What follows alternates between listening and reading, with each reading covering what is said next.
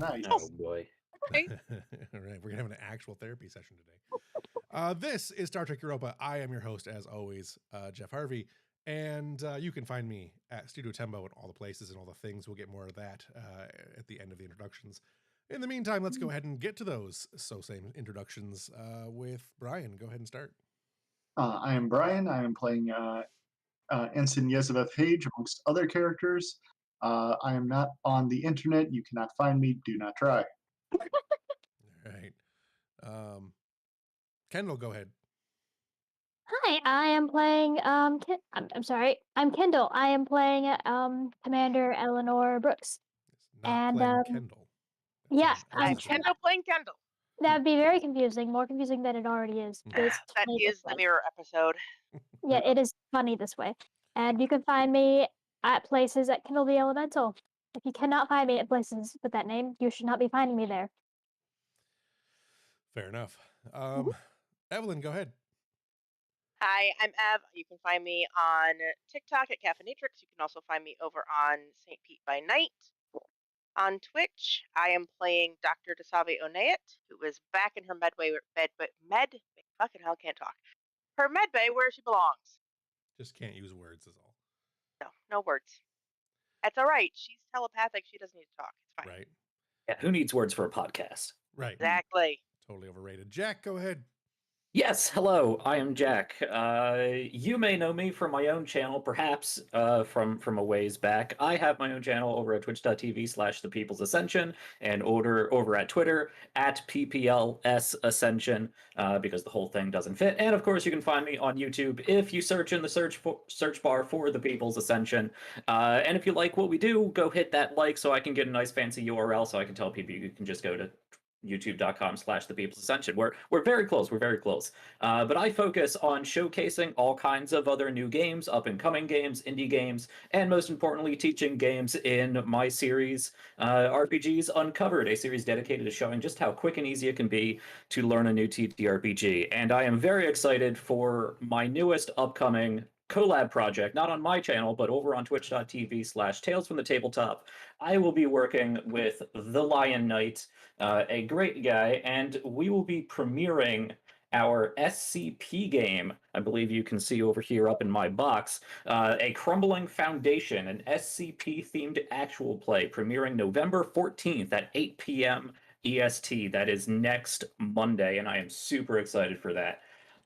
For other news, come hang out with me on Twitter or on my Discord, and I will drop my links shortly. But for now, we are in space. We are in the Federation. We're playing some Star Trek Europa, and I will be Captain Irani Ambrose and Secret Agent Tong and all kinds of other characters who certainly don't have any problems.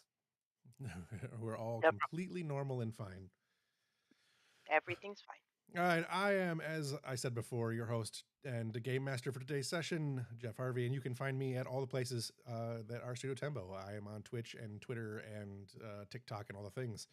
Also, if you'd like to join us in discussions, we are on Discord, and you can find that link in the link tree that I have posted in the thing over there, the chat that was supposed to show up on the screen for those of you watching, but it is not, and I don't know why.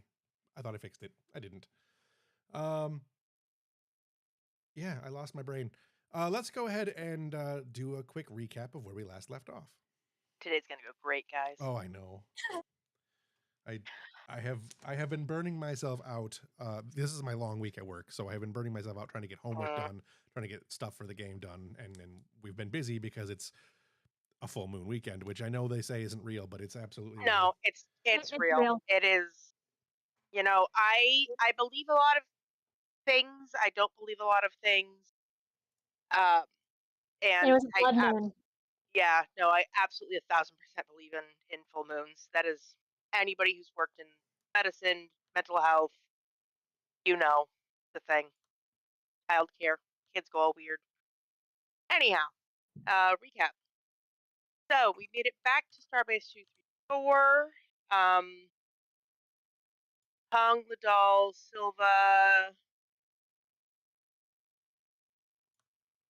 free from the med bay. Tong said he hit his head on a power conduit. Delphine definitely believed him.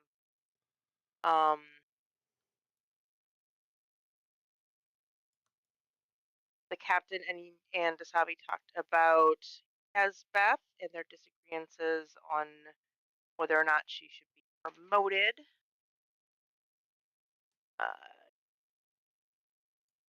We interrogated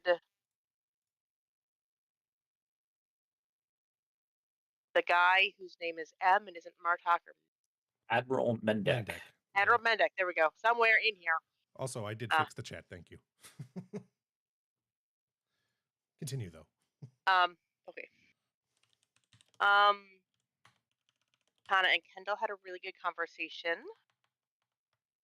about family, and Tana pushed some buttons a little bit. Pushed Kendall out of her comfort zone a smidge.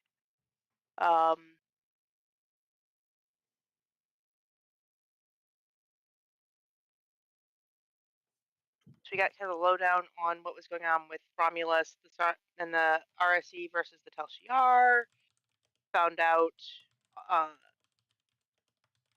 that Koshari is the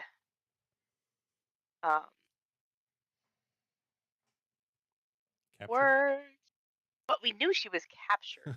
She's the granddaughter of Praetor Emperor. Hartman.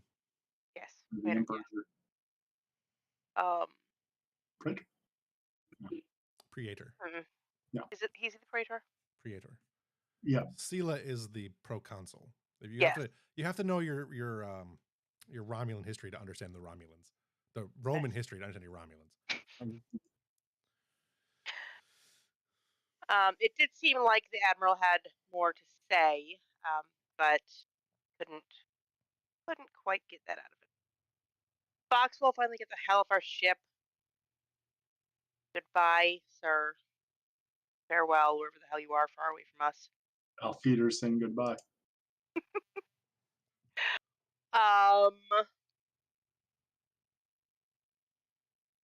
We met new Commander Brooks. She and the captain had a fun little exchange back and forth.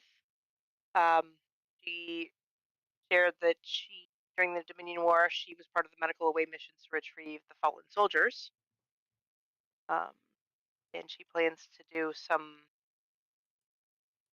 psych workups on our perfectly normal, everything's fine crew. And then, just as we thought it was going to be a nice, quiet ending, Silva, exhausted from a long mission and an interrogation, made her way to her quarters. When she walked in, the lights wouldn't turn on. And then suddenly she found Thomas, dun dun dun, sitting in a chair. He told her, "I'm glad to see you've made it off the planet. I think we should have a talk." He said, "I think we should." Her comm badge, and we faded to black. So I believe I have a note that says we are picking up with a chase through the ship. Maybe. I think I have a better solution. Okay. Wasn't necessarily intending on Silva, ratting him out, but that's right. I have I do want to clarify. She wasn't immediately calling for help. She was brushing against it to activate it while they talked. Right, just so that just straightening your uniform a bit. Yeah. Gotcha. She was crossing her arms, pulling one of those, and I'm happy to do a roll if you want me to do that. Sneakily. It won't make a difference. So okay, all right. All right. So Thomas is in your room. It is pretty dark. There's only the light coming from the station through the windows, because it's black in space, even though there's always light in the room for some reason. But there is light coming in from the station nearby, as you guys are still at Starbase 234. And Thomas is sitting in a chair near your data console, but there are no lights on in your room. The console isn't on. The light, even the lights on the replicator are off at the moment. So there is no lights, no energy going through the systems in your room at the moment. Okay. You can give me a quick. Well, you won't need to do that yet. Thomas looks at you and says, "Well, as I said, I'm glad you made it out. I believe that you and Tong seemed to be you and Lieutenant Tong appear to have been an excellent choice." I'm glad you made it out too. It's not just any lieutenant who can survive in a Romulan prison by themselves. I wasn't there as long as I might have. I wasn't there as long as some of you were. Well, I hope you don't hold it against us that we left without you, but we figured you could take care of yourself. Absolutely not. I have hold nothing against you. I do suspect, though, that your ingenuity may be provided you with additional information that intelligence could use at some point. And I'd be happy to report to Starfleet Intelligence. Excellent. But something tells me that wouldn't be through you. Any information that is provided to Starfleet Intelligence will make its way to me eventually. Well, then I guess you got nothing to worry about. I don't. The reason I stopped by, though, was because I wanted to, I suppose, gauge your interest in a future endeavor. As I said, you performed well. I swear to God, if this is how you ask me out on a date, I worry about your romantic life. I don't have a lot of time for romantic lives, but I wouldn't be opposed to a coffee. I'll pass. Fair enough. You didn't answer my question, though. Yeah. You're going to have to give me more information about this quote-unquote future endeavor. Well, I don't have any at the moment, but if you'd like me to reach out when I have a job that might fit you well, then I will. Otherwise, this will be the last time you ever see me. Unless, of course, you change your mind about the coffee. You know, I'm willing to listen, but something back on my planet, the colony I grew up, there was a certain type of fish that resembled an underwater leaf, and as long as you moved slowly enough, it didn't bite you. But if it thought for a moment that you were bigger than it, it would chomp on you and never let go. I don't know if I don't think. I suppose that's just my way of saying I don't trust you. Nor should you. But at some point, I may earn that trust. The way to do that is to give me more information. And until that, I don't think we have much to talk about. Well, perhaps I'll reach out again sometime. As I said, I'm happy to listen. In the meantime, I'll simply be the leaf waiting for its nearby victim. If you'll excuse me. And he gets up and walks into your bedroom for some, well, the other room, not necessarily your bedroom, but the other room. And you hear the transporter go off. Mm-hmm. Also, then once he's off and you hear the transporter finish, the lights on your console and your replicator come back on. Okay. I would like to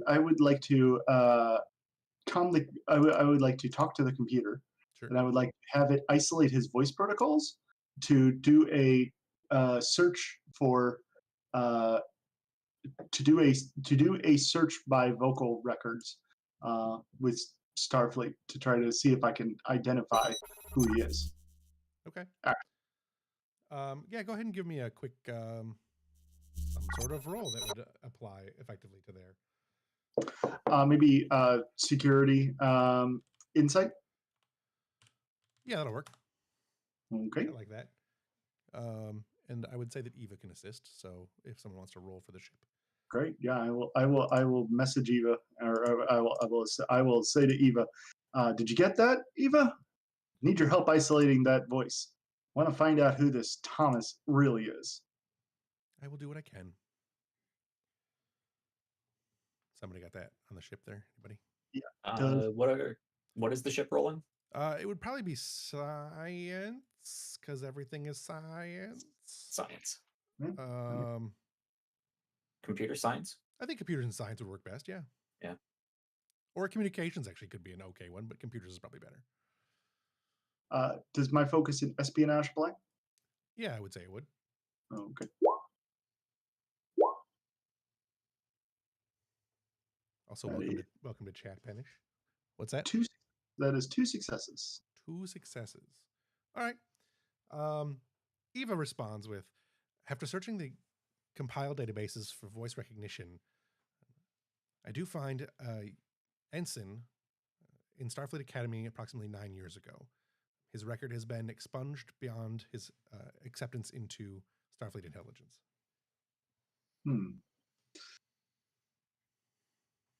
Great. I think it's time we let the captain in on this, don't you? Prepare a report. Letting the captain. I'm going to write up a report. Could you please prepare a report for me to sign off on to let the captain know about this situation, see how he wants to move forward? I will do my best. Thanks, Eva. Of course, Lieutenant. And can you do me a favor? Just scan the room for bugs, just in case. God, I'm feeling paranoid now. Stand by. I am detecting no additional listening devices in your ship at this in your quarters at this time. Your comm signal is now back. Has been restored. All right. Thanks, Eva. That seems like a good place to wrap up the scene. Yeah, let's go ahead and do our introduction, credit, or whatever they call this thing.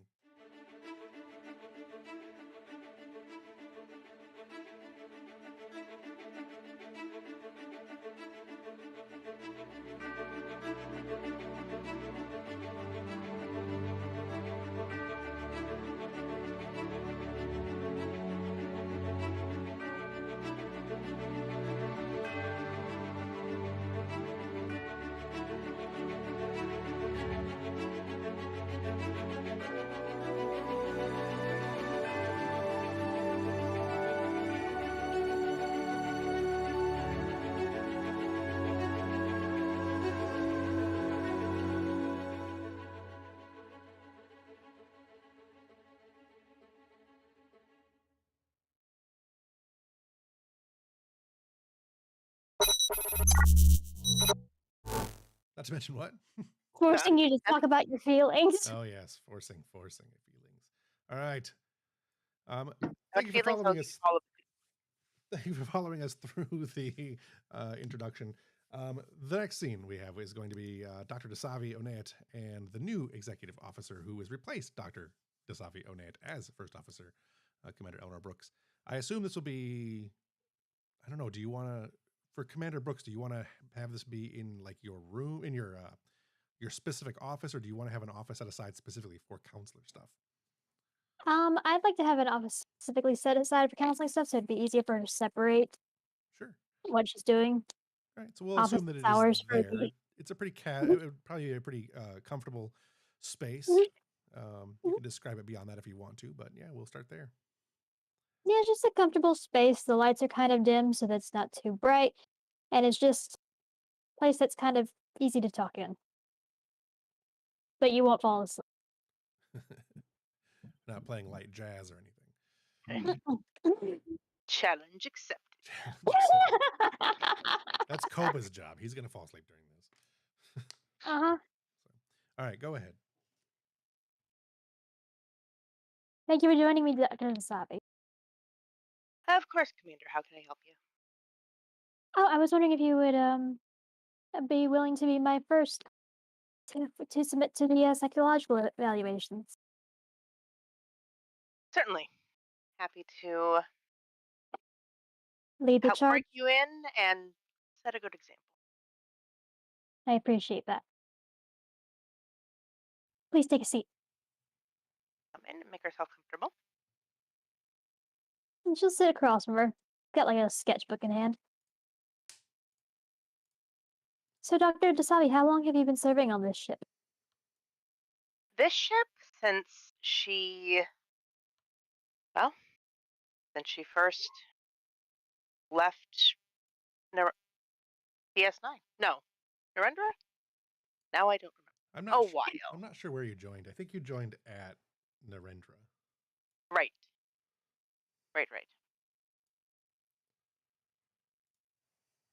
And you've been enjoying your time around here so far?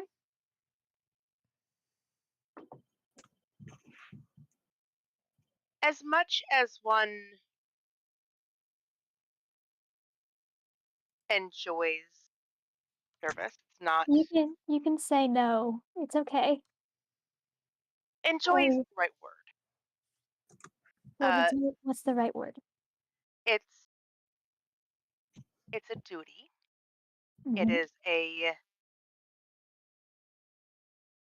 privilege not only to serve in Starfleet, but to serve upon one of her flagships. But it's not exactly a pleasure cruise. It's work. It's difficult. But at the end of the day, it's worth it. So it satisfies you. Yes. Which part of it do you find the most satisfying about your work here, or the least satisfying?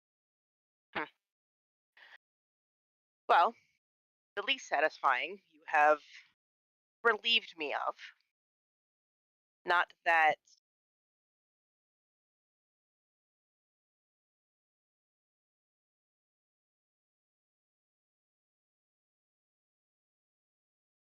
I didn't appreciate the faith the captain has in me or serving at his side. However, I was never meant for the bridge. I'm much better suited to the med bay and that sort of work and that sort of.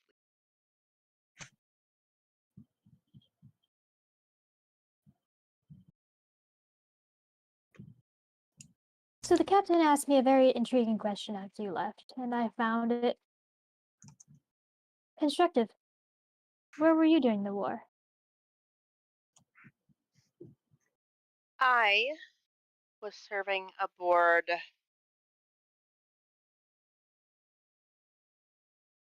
processing. You should have known this question was coming. I should have.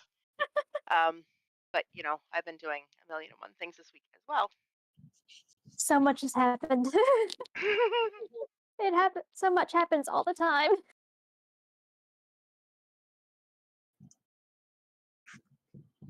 I was serving aboard the Hephaestus, which was an ambulance of sorts A during the hospital war. ship. Yes.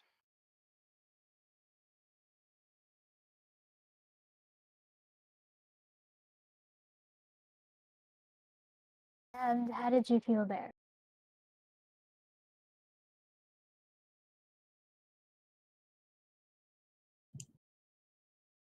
It's okay to be blunt.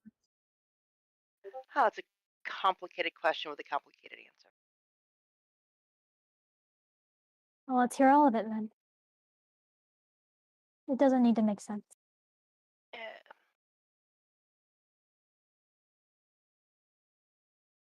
I was able to do a lot of good. I was able to save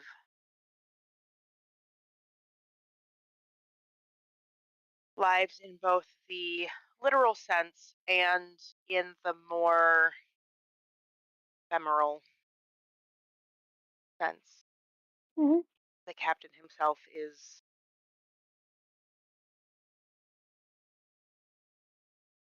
quantify things one of my most proudest accomplishments. You saved his life. I did. And not only that, but allowed him to continue doing what he excels at, and I presume enjoys, for lack of a better word.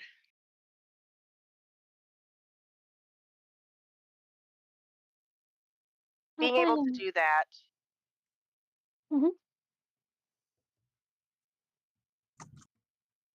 gave me a sense of purpose. That I had to do it? No. That it had to be done is tragic.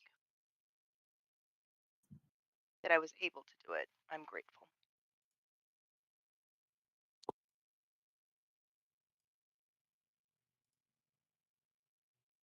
So you find a satisfaction out of being able to serve.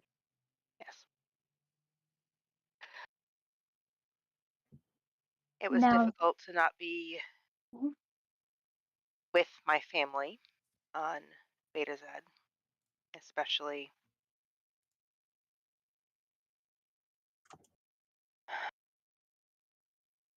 but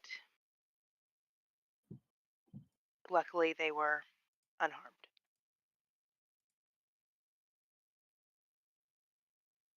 Well, I guess not physically. entirely.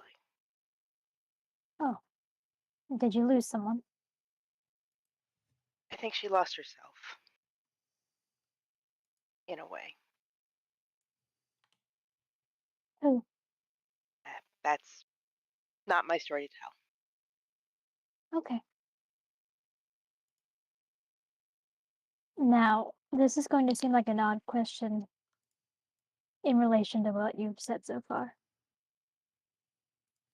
But outside of your ability to serve and your ways of serving others, what do you like about yourself?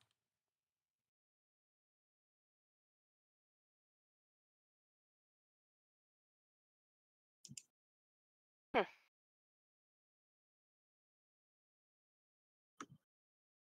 I've been in Starfleet so long that's not a question I've thought about in a while.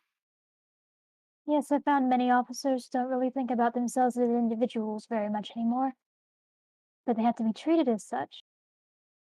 Because you may be a cog in this very massive machine, but you are a machine yourself. And you have to be able to treat yourself accordingly.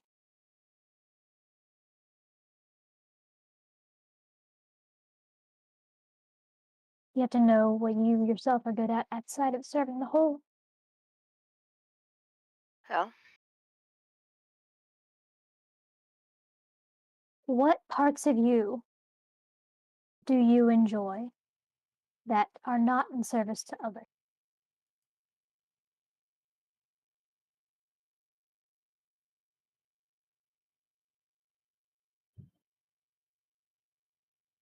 You don't have to answer me today. I know that can be a tough question sometimes. But it is something I would appreciate you thinking about.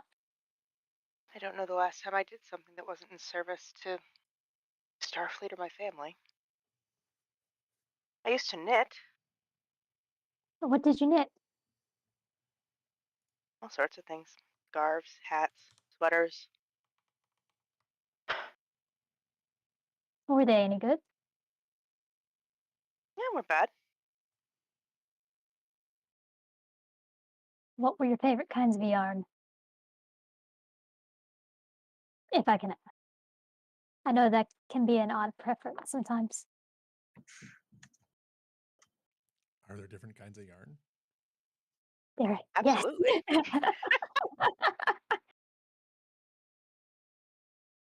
There's a small planet not far from Beta Z that has this little grazing animal.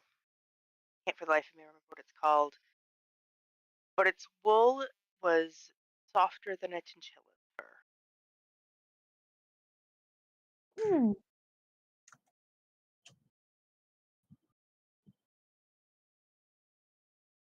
It was like coming home and to a fire on a cold winter's day. That sounds delightful. When was the last time you knit?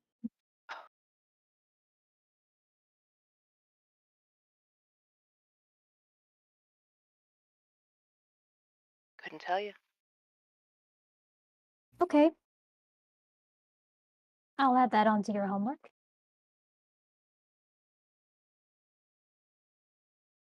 Sorry, Captain, can't make the meeting. Commander said I have to go knit. No, you can take it with you.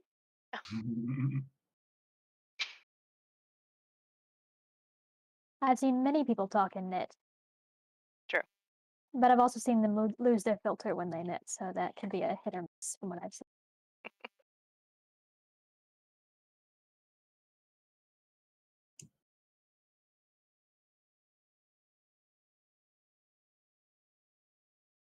How are you feeling right now?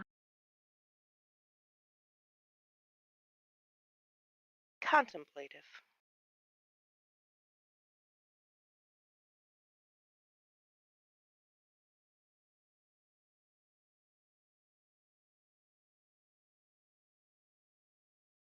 Is it because I'm making you think of yourself as a person, or you're realizing that you're more than just your servant? Realizing that I haven't thought of myself outside of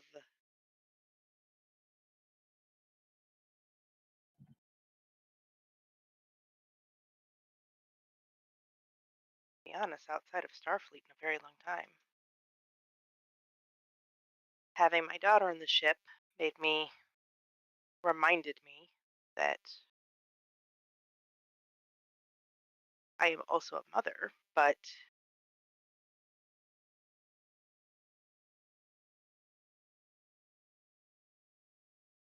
Dr. Onayet has been my identity for so long. And what are your thoughts about your daughter? How do you feel when you think of her? Pride, concern, hope.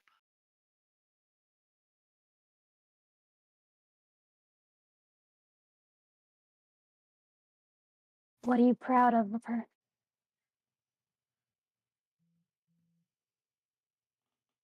She's a phenomenal young woman. She's bright. She's kind. She's resilient. So brave.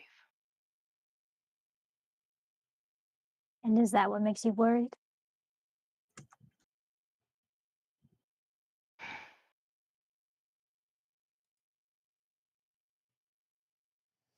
In a sense.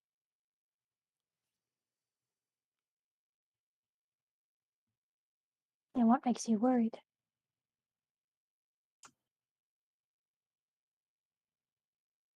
I worry that she thinks she has to keep that up.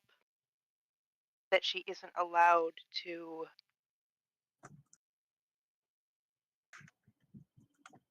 not be brave and not be resilient.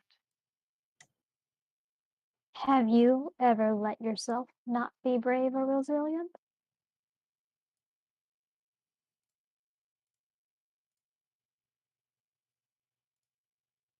There have been moments. Have you done those in front of her? Certainly not. Then how will she know?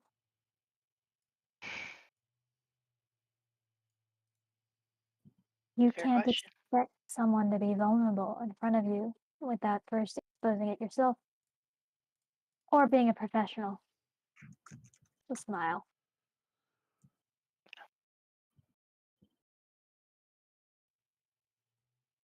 But what gives you hope about her?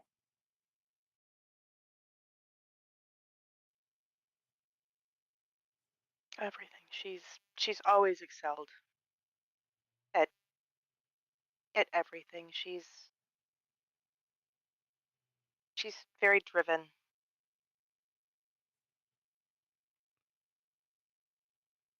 Mhm. That sounds familiar. She takes after her father. Oh, I'm sure.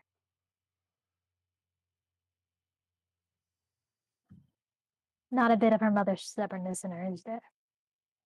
No, not a single whit.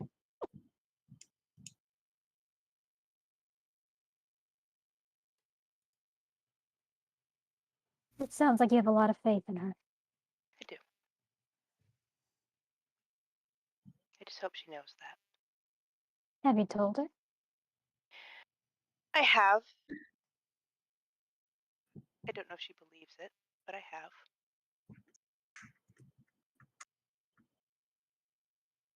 Have your actions told her?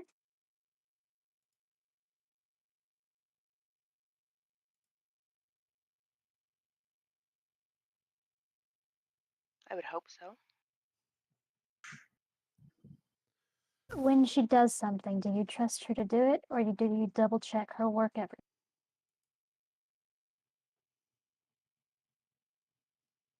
I trust her to do it.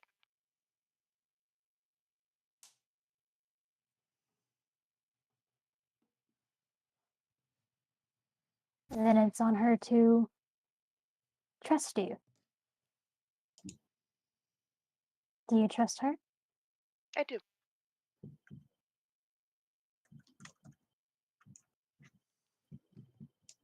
In what way? In her own How do you mean? decisions? In her own decisions, in how she works, in how she chooses to be around people, with yourself, with others. Trust can be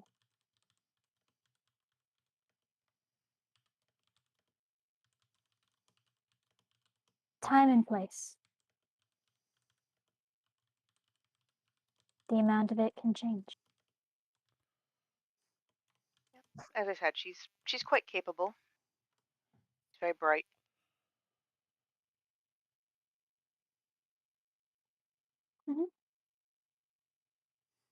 Now, I do believe I have a couple of appointments coming up, but I would like to follow up with you. Of course. And I am establishing office hours. They will be up eventually, I promise. But I do have homework. I want an answer to that question I asked earlier. I want to know what you like about yourself that is not in service to others. And I want you to start a knitting project. Yes, sir. And if you want extra credit, a few hours on the holodeck.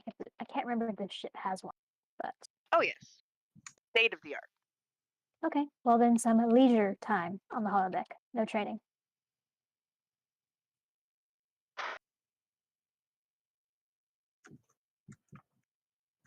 She will nod and salute. Mhm. Head out. All right. Excellent. On the bridge, Ambrose and company are doing their, duty shifts and whatnot. When who else is going to be up there? Let's see. Elizabeth for sure. All right. It's on the bridge. Nice. So Elizabeth and Ambrose are on the bridge, just doing typical duty stuff. When a long range communication, a distress signal comes in. Oh, But Imagine Mills is there too. yeah. Who do you think is the officer of the watch currently? My guess is that this is something that Elizabeth would probably respond or would have at her station. Yeah, but who's when I say officer of the watch, like who's on the Right. who's, Well, the captain's on the bridge, so it would be him technically. oh, okay, I missed that. Yeah, she'll say, "Oh, Captain, I'm getting a distress signal."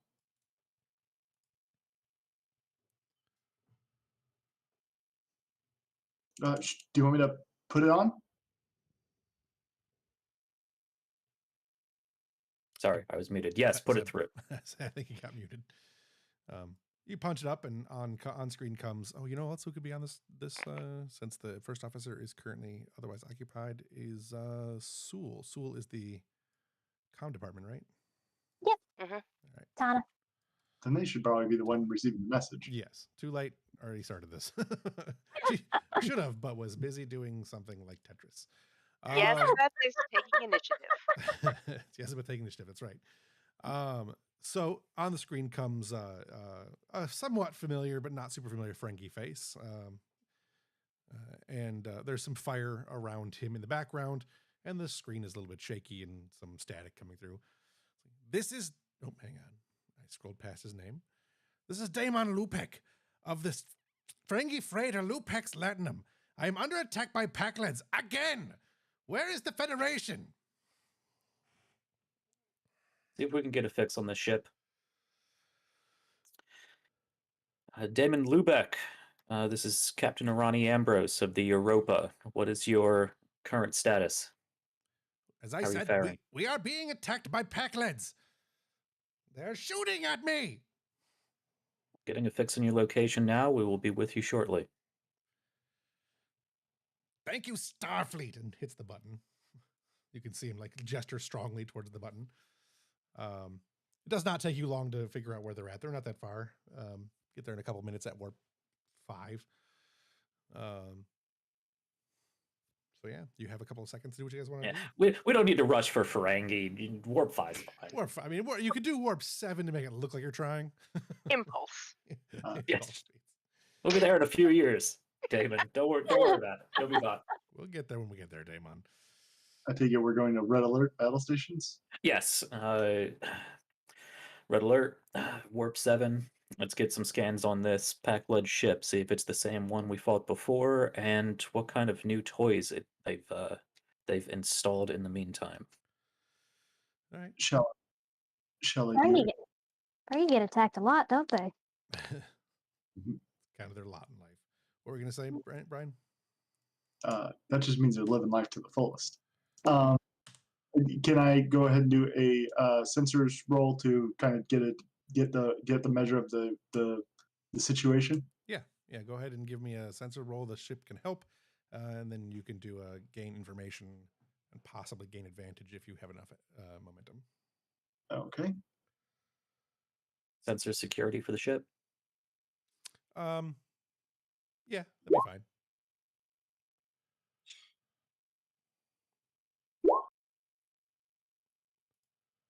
The ship didn't do no good. Is that 3 for otherwise? So you have 3. The difficulty is just default 2. So you have 1 momentum. As enough to get you questions, and not enough to get you the advantage. Because you I do get bonus momentum. I got 1 bonus momentum from dedicated focus. Plus, we have high resolution sensors, which also grants us an additional bonus momentum. Right.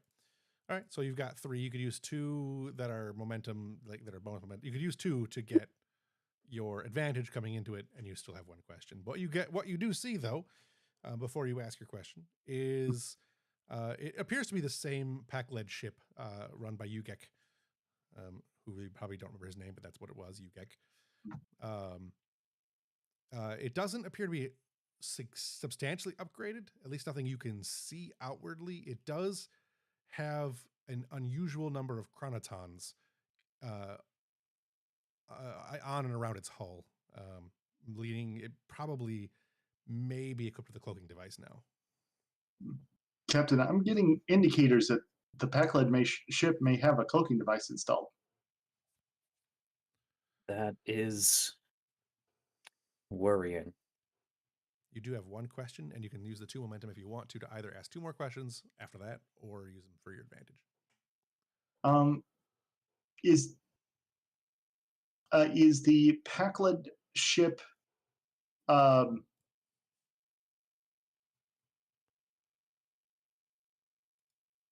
do the advantage, and then I'll ask the question: is the pack-led ship?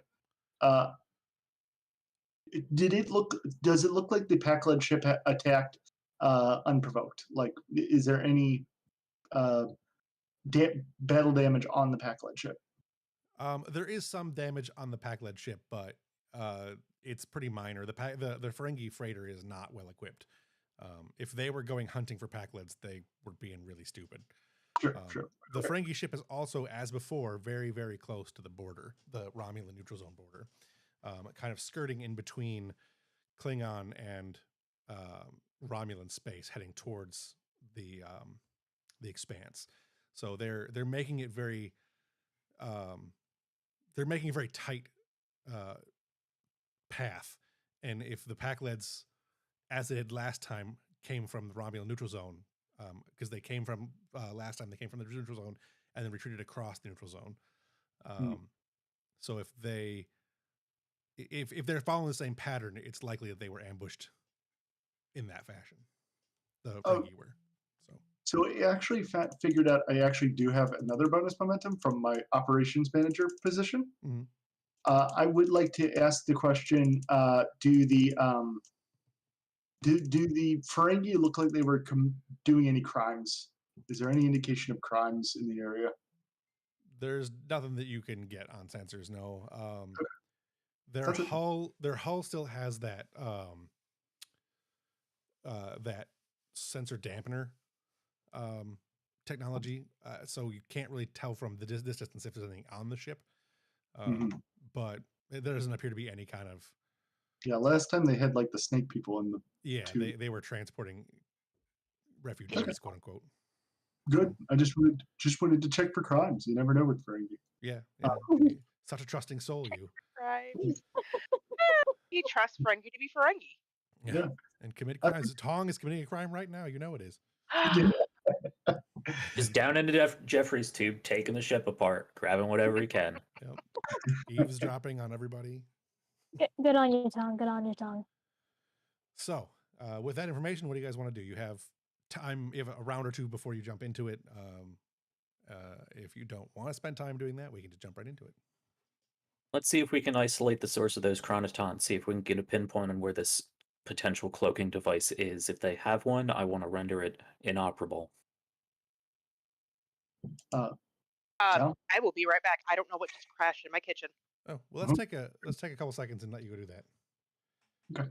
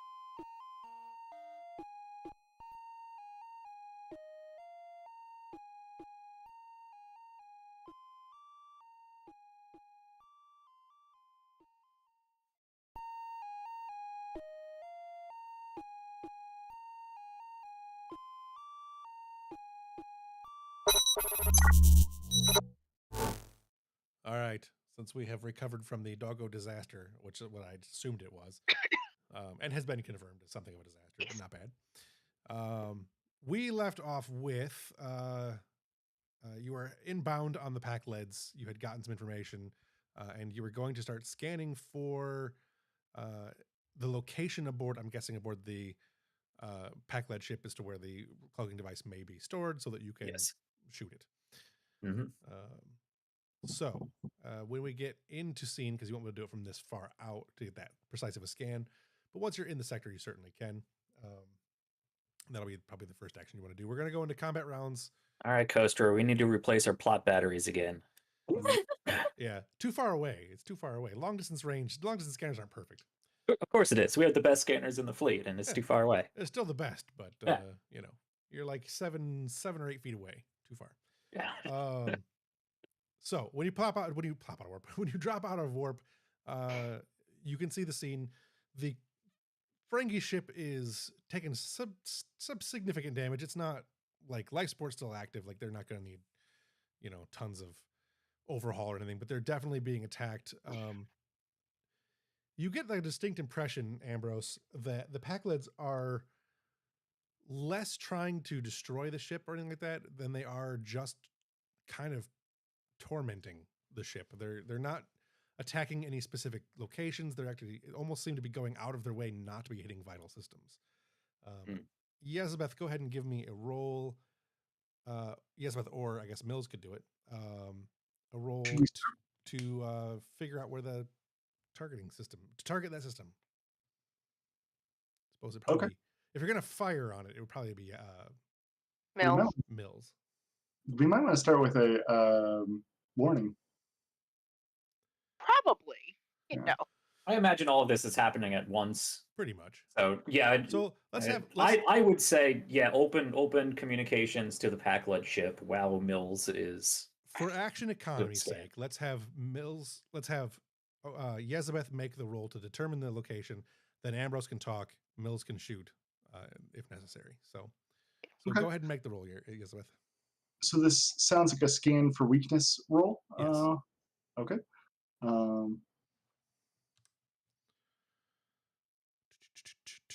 I forgot to open my Adobe cheat sheet.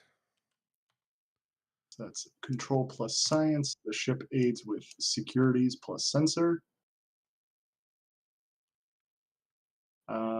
We do not have any momentum, do we? You have We have one. two momentum from the last session, but I should have deleted and did not. I will spend one of them. Does my sensors focus apply on this? Yes. That is 6 successes.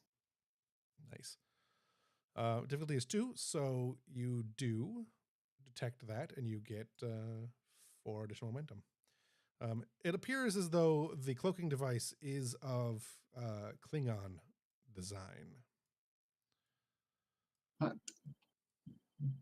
That looks like a Dakar class cloaking device. They must have taken it from someone, I guess. Interesting. Previously, they were using mostly Romulan devices, if I remember correctly. That is correct. I guess pickers can't be choosers. I suppose so, though that opens up extra problems. Or maybe they bought it from somewhere. Or stole it. Black market's got everything. Oh. House of Duras is collaborating with the Tal Shiar, correct? The House of Either Toronto, way, yes. get a lock that- on that system. I want to be able to fire on it should they decide to run. Open communications. There. Yes, Captain. And she'll open communications to the Packlets. The Packlets come on screen. It is the same gluttonous Ubek Ugek that you saw before. Captain Ugek of the Pack-led ship, this is Captain Irani Ambrose. Once again, you are in violation of Federation space and firing on a guest in our territory. Desist immediately. A guest in your space? We did not know. We will stop. We will stop shooting them. Stop shooting them. Ambrose, you are the captain they were looking for. I'm glad we found you. There are better ways to get Starfleet's attention than firing on vessels in Federation space. I just do what we're told. They found you. It's good. At which point, there is a decloaking warbird not too far from you. Oh. Different they. Different they.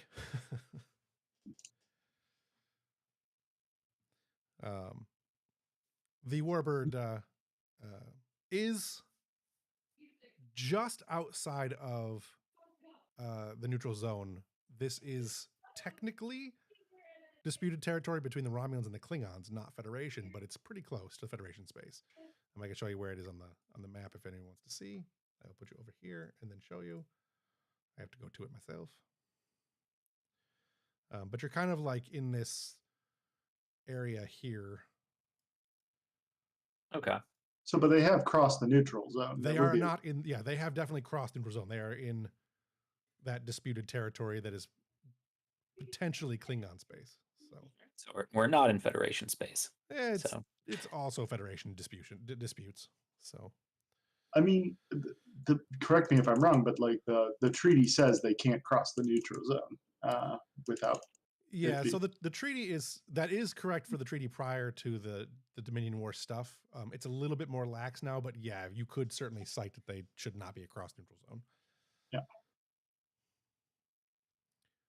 They do not hail. They've just decloaked. They're also not doing anything else, but they do have weapons. They have shields raised, but no weapons at the moment. Lieutenant Sol or Lieutenant Tana. Is that who I'm talking to? Correct. Yes. Yes, Lieutenant Tana. Invite our new Romulan friends here into this call. Yes, Captain. And she will hail the wrapping unit ship. It takes several long seconds before you get a reply. The Romulan ship messages. There's a signal that goes over to the Pac-led ship as well. Is an encrypted message, but you definitely detect that a message goes to the Pac-led ship. And then on screen, I did not get an image of this person, but on screen comes a heavy-set, middle-aged male Romulan in commander's attire. It's the typical, big-shouldered fleet regalia. It's not, they're not Tel Shiar or anything like that.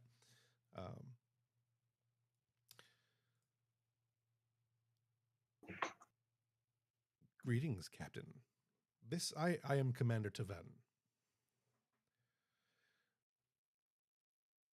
I see that the Packlets have gained your attention. Yes, they mentioned that somebody was looking for us, and then serendipitously you showed up. I can only assume they were referring to you. I will tell you what I told them. There are better ways to get our attention than firing our We did ship. good. We found him. We found him good. At which point the Pack-led turns off his camera, and Elizabeth can detect it, or Elizabeth and Andy Mills can detect that the Pack-led ship is moving off. Should we be letting them go, Captain? There are many ways to gain the attention of a Starfleet captain. In this particular instance, I wanted to see how you would react. I thought it would be a good test of character. I believe I react as any Starfleet captain would in this instance. A distress call was received, shots fired in Federation or at least disputed space, so we came to assist. Yes, Ensign, keep an eye on that ship and let 234 know its current location and heading. Commander Tavem, you went through a lot of trouble to get this conversation. So what is it you would like to talk about? I believe that that discussion would best be served in private. I would welcome you aboard, but I don't believe a Starfleet captain would be so inclined to accept that offer. Given the introduction you made, no, quite frankly. Excellent. Shall we forego the discussion then? We can always meet again later. I would invite you on my ship, though I would make the same assumptions that you just made. Likewise, there are suites aboard Starbase 234 that would be far more suited for a more diplomatic discussion. Nothing so formal as all of that, Captain. Let us compromise, shall we? A shuttlecraft? Halfway between both ships? I believe you'll be interested in what I have to say. Can I get a read on this guy? My half-Halian empathy, yeah, which only some kind sort of maybe works on Romulans. Right. Yeah, And you drink get my a black pretty coffee. He's definitely kind of smug at the moment. He's definitely toying with the situation. Like he clearly knew what was going to happen here, and yet he's pushing a lot of boundaries, and you can feel that he feels he's pushing some boundaries, but kind of smugly and not necessarily arrogance. There's definitely confidence there, but it's not to the point of like ego, like megalomania or anything like that. It's a pretty more concise way to put this. He's confident but concerned, if that helps. Mm-hmm. What kind of ship is this? It's a full. It's one of the big new ones. No, it's a normal Deredex class. Okay. I mean, a normal Deredex class. It's still way bigger than your ship. Yeah. Okay. And last question: is there any nice semi-habitable planets nearby? There's the one on the map that I didn't put any thought into. I'm gonna say probably not immediately in the area. Lambda Hydri, but I'd have to look up that one, and then random other ones. But I mean, that's all we need is a random other one. yeah, but I'm not really sure. I don't. I'm gonna say Just a- no. I'm gonna say no. At the moment, Sure. there are no inhabitable planets within a reasonable range. Well, Commander, what party would you like to throw? Is this a small gathering between two commanders of their ships, or are you looking for a larger audience? The information I have for you, Captain, is for you. I would suggest any trusted personnel, perhaps. I will bring my first officer.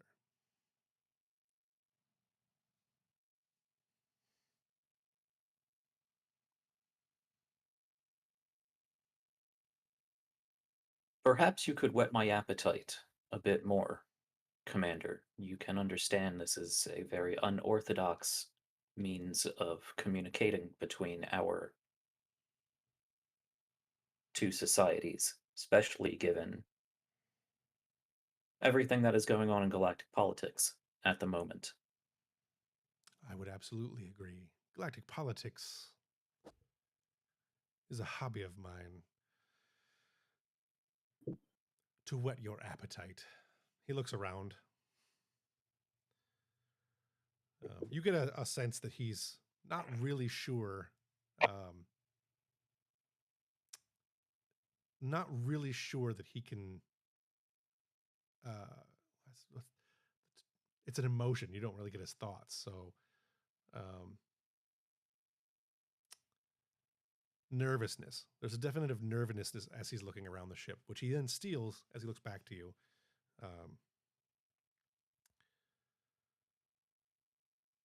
I wish to discuss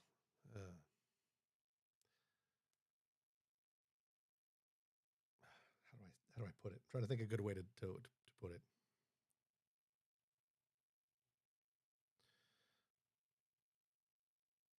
Family matters. I have relatives that, well, let us put it that some of my relatives are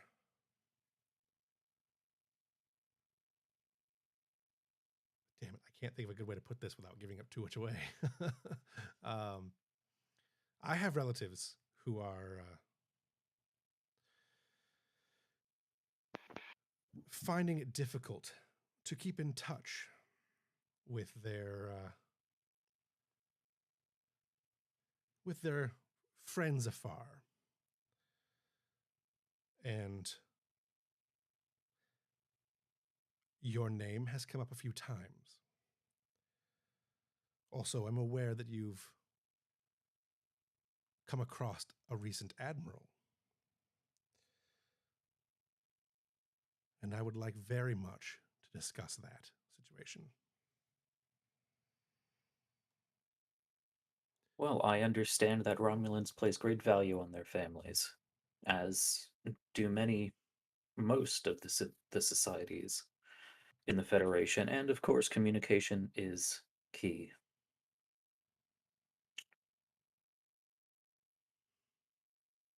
I think that is all agreeable. You and your first officer, and myself and mine, I believe would be appropriate. I look forward to seeing you shortly, Captain. Who would, yeah, I'll look over to Yesbeth. Ensign, find us a suitable location somewhere between us. There aren't any nearby habitable planets, Captain. We'll If take you're a shuttle. We'll simply float.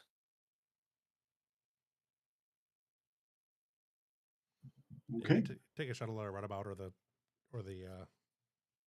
I assume we're not yacht. like nose to nose. They No. decloaked a while off, right? Could we find some place generally between optimal firing range for both ships? Like far enough for that? They're actually No, far enough cases go out. wild. They're actually far enough out that if you took a shuttle, you could almost park dead between the twos out of firing range, almost even. Like you'd be at long range for both ships if you went to almost a dead center. Yep. So let's go with that. All right, taking a shuttle, the runabout, the yacht. What you gonna do?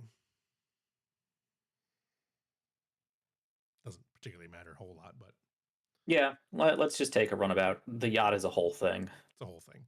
That might seem a bit presumptuous and or provocative. Sure. But Ambrose is definitely putting a knife in his boot. Sure. Are you going to contact your first officer? Are you going to have your first officer join you, I assume? Yes. As I stand,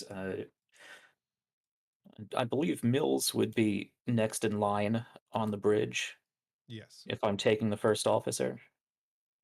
Yep. Mills, you have the con, Yes, sir.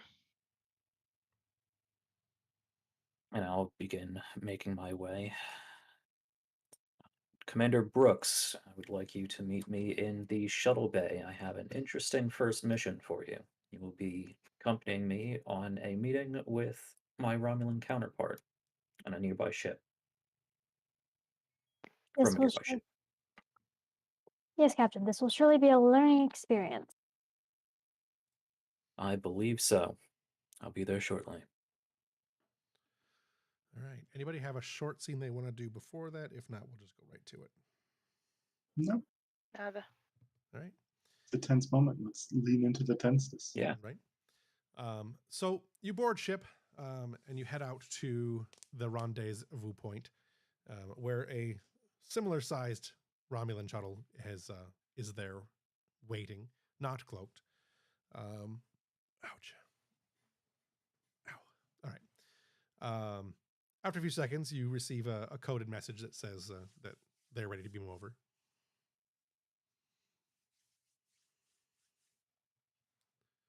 Okay, let's invite our new guests over. The green energy and distinctive hum of Romulan transporters fills the cabin. As they materialize, you see that the two of them are standing there in their standard, regalia. Both have their hand disruptors with them, as is pretty standard on a Romulan ship. Not drawn, I assume. They're not drawn. Just, they're in their holsters. Yeah, Ambrose definitely has his own phaser. Yeah. With a quick up and down, you can also see that the first officer is a very well-built, like muscular woman who is almost graceful in her standing there. She looks like she could probably do pretty good in a hand-to-hand fight if she were provoked to, and she is wearing a knife on her side opposite of the disruptor. It is an interesting looking knife. You've probably seen a couple of them throughout the course of your career. They're a ceremonial Romulan knife, used primarily in like ancient ritual combats. They're not common aboard. They're not common to be seen, but you've probably seen a couple of them over the years. The commander looks at you and looks at the first officer and says, "Captain, it's excellent to be aboard Federation ship." As he looks around, "This is my first time." Well, it is too bad this is simply a shuttle. I suspect it's probably best. I'll be brief. I attempted to get your attention and gauge a few other glimmers of information with this incursion by the Packlids, who have quite honestly been a pain in my side for some time. The fact that I haven't vaporized Ugek is, I would count that as a sign of infinite restraint on my part. Regardless, I needed to reach you. Let us start with Mendek. I suspect that he's been turned over to Federation authorities. I am not here to question your decision. Is it possible for you to get a message to Mr. Mendek, to Admiral Mendek? I don't know why I said Captain. To Admiral Mendek. I would be willing to exchange information with you in order to prove that the message that I wish to send to him is not hostile towards the Federation's intentions. The Admiral still has friends. If the Admiral is indeed a guest of the Federation, I'm sure as a captain that I could relay any message you wish to send. Of course, it would have to be properly screened.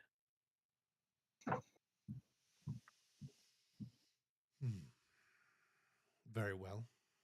I accept that. And he gestures to the first officer who hands a data pad towards Brooks. You just take it. Discretion, Captain. It is a virtue. As for my second duty here, I have, on good authority, that an associate of yours in the Romulan Star Empire is being moved. I have an obligation to provide you with some of that information. I do not. I am loath to give you too much. But the situation that we find ourselves in as the Empire, I feel as though, well, regardless of how I feel, Toshari is being moved to a new location. You have a limited window if you wish to do anything about that. Your name, in particular, has been floated about. You are known to your enemies. Beyond that, I cannot provide you much. If you wish this information, I will give it to you. However, once you cross the neutral zone, no amount of duty to Toshari or the Admiral can prevent me and my crew from doing what we must do. Do you understand me? I believe I do. I would not ask any differently from any other Starfleet captain. But if all of these names you drop and insinuations you make are forthright, as you said, discretion is a virtue. I think it would behoove both parties to aid each other as much as they can in that matter. I am already taking a great deal of risk, Captain. If you have my duty to the Empire is not my loyalty to the Empire is not beyond reproach. I am not a king in my own castle.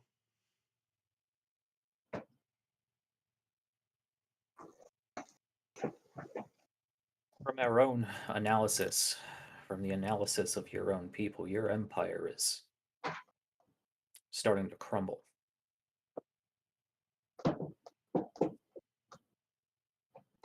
You get a distinctive sense of rebuke at that, but he doesn't say anything. He balks at the idea. You can feel the reflexive tension from saying that. As I said before, family is very important. If you have a vested interest, Federation may have a vested interest as well. I'll take what information you have. But if Toshuri is being moved quickly to someplace secure, I understand the ships of the Romulan Star Empire will be on patrol. But if we had a better understanding of those patrols, we could more discreetly stay out of your way. The information I am able to provide you is in this pad.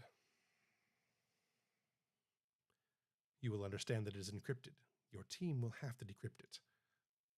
The best I can do is tell you to think back to your childhood memories. There is always a tune that sticks with us. Something that creeps its way back into our dreams from time to time.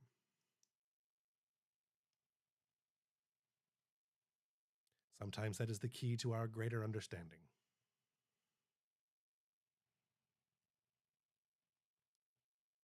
I cannot give you anything more. That is unfortunate, Commander. Perhaps at another time, when everything is far less tense, we could continue this conversation. I have a suspicion that it would be very interesting to get to know you. He smiles. If all goes according to plan, if all goes well, Captain, I suspect we will see each other a great deal more. And All goes well. And if things do not go according to plan, I know we will. Well, until next time, Commander Tavem. He just kind of nods, looks at his first officer, she just nods, and they hit the button on their arm, the comm signal on their arm, and they beam out. Almost immediately from beaming out, the Romulan ship cloaks and moves off. The Romulan we're going to do the same. Shuttle cloaks and moves off. Mm-hmm. You guys head back to your ship. They gave you 2 data pads. Before I get to that, they gave you 2 data pads. One is it's written in code, but it's not a real complex code. It's not encrypted. There's a lot of insinuation in it. You can kind of figure out what's going on in that. And that's the one to Mendek. Nothing in it seems particularly, with just a quick glance, nothing seems particularly out of the ordinary. The other one is pretty heavily encrypted and not legible from first glances. So the second data pad, did he hand that one directly to me? Yes. Yeah, I'm just going to go ahead and... There's not a lot of pockets on these space pajamas. I don't know. He'll stick it somewhere. Right. Just throw it out in the middle of the chair somewhere. It's fine. Yeah. Just like stick it under his leg or something. What would Eleanor have been able to gauge from like their body language and the way they were talking? Because that's what she was kind of watching for while they were speaking. Right. You'd gain that the first officer never really moved or said anything. She stood almost I don't know, like like a bodyguard. You ever seen an honor guard stance? Like when they're moving through, like doing the parade stances like that. She moved like that. Like she's extremely militant. Whereas he, on the other hand, has kind of slightly more relaxed. But there's tension there was tension in his body, like his upper body, his shoulders, and he was standing in a way that didn't seem entirely comfortable. More like a memory of the way he should be standing than a practiced thing. So probably a little bit more. He's probably been at rank for a while, and is not the rigid disciplinarian that his first officer certainly probably is. But in both cases, neither one of them seemed to be guarded any more than you would expect a Romulan to be.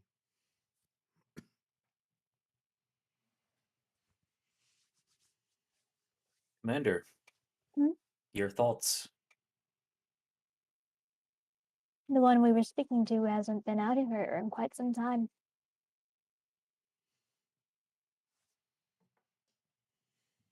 I get the It's impression that he went out of his way to make this conversation as discreet for both sides as possible. Yes, it's discreet, but it's also quite the show. It always is with the Romulans. They love attention, don't they? I believe they love displaying their loathe of attention. I've met teenagers like that.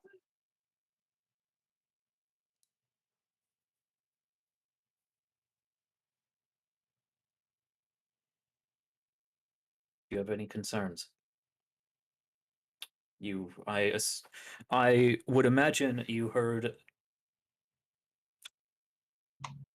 a lot of insinuation that you have little context for. Yes, and I would like to be filled in on that when you are able.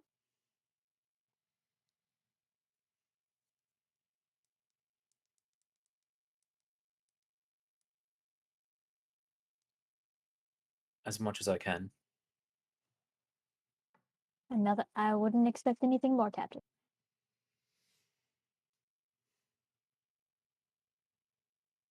But it looks like they gave us some homework as well, and she just kind of pats the pad that they were get her pad, and then kind of gestures to where he tucked his. Let's get these back to the ship and get some experts on them. We'll want to act on this information quickly. Absolutely. All right. Anybody have anything back aboard ship, or you guys can dock and decide what you want to do from there? If nobody else has a short scene they want to do. Okay, so you guys get back aboard ship. Take it from there. Let's see. Who do we give this homework to? I think communications would make sense. Agreed. They do decryption. Probably I like Tana and Yesbeth together again. I think that would make sense. Sure. Sound good? Okay. I assume you're giving them the one for Mendek, or you're giving Yeah. them both. Okay. No, I'm gonna give them the one for Mendek, and then I'm gonna take a crack at my The one. specific one. Okay. All right. Tana and Yazabeth, you guys are down in the computer library, the access data access terminals, which is basically where Eva is. So I'm guessing that O'Connor is probably also in the area. She may not necessarily be helping you with the project, but as she is currently the primary liaison, or one of the primary liaisons to Eva in the absence of anyone else being assigned to it and Foxwell leaving. So the three of you are down there. The two of you guys are working on the actual project. Go ahead and give me a quick roll. The roll would be, I'm going to say it's reason and security. And then any foci that you might have that would apply. Espionage might apply. Decryption would obviously apply. That kind of stuff. Computers? Computers. Yeah, it would apply. Okay, so would that add on to the task roll? So the way that works is if you roll one of the d20s, one of the d20s under the score of your skill, it counts as 2 successes rather than 1. And the roll 20 factors it automatically as long as you click the check mark that says it's a focus. It's worth noting that the communications officer has the role ability that when a task is attempted by the communications officer is increased in difficulty because of unfamiliar language or encryption, ignore that difficulty increase. Sure. Yes. Kendall, did that answer your question? Yes. About the Okay. skill, I mean. Or she mean? I know where Kendall's head was. Yeah. Or at least I suspect I know where Kendall's head was. Wanted to make sure that the answer was clear. Right. Yeah, so reason and security? Yes. And then whoever, I assume you're doing the primary, and then Yazabeth will be doing the assist. On the character sheet, I think you've already figured it out, but under Dice Roller, it says focus used. You click yes. So All right, and complication range is 1, right? the complication range is 1. All right, The task forward. difficulty would have been higher, but because of your, abilities, difficulty is 2. Okay. Yazabeth is a no help, and you got a 1. So I don't think we've covered this with you yet, so we'll go ahead and say now you can use momentum to roll additional dice. It's 1 momentum for 1 additional die, 2 momentum for 2 additional momentum for 1 additional die, 3 additional momentum for a 3rd additional die, if that makes any sense. It's an escalating cost. Okay. We didn't tell you before, so if you want to spend momentum now, I will let you. You also have determination. Determination is a thing you can do as long as your value applies, or you can challenge your value if you want to. That's more complicated. But spending a determination basically gives you 2. It is like having rolled a die that automatically rolled a 1. So it's 2 successes, but it counts towards your total die pool that you can roll, which is, I think, 5. But that's more complicated. You probably don't need that at the moment. But if you want to spend Okay. momentum, you certainly can.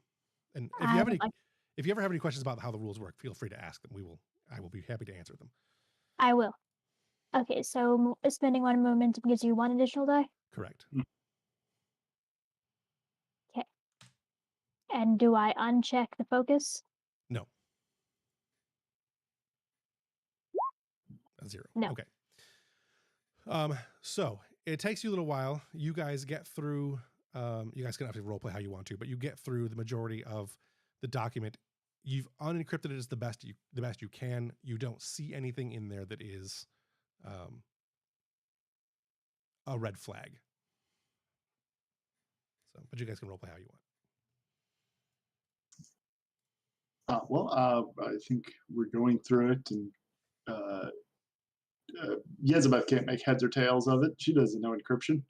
And she says, "These codes are insane. I'm They are. I wouldn't really expect much less from Romulans, but you could see one of her eyes has kind of changed color as she's looking it over. Weird, I haven't seen something like this before. Can I ask a question? Your eye, it's Prosthetic. oh, sorry to. It's fine. She kind of pulls back her hair, and there's like a very thin scar that goes back to her ear. Oh, how did that happen? That is probably a story to be told. I would say over lunch, but I wouldn't recommend food for it.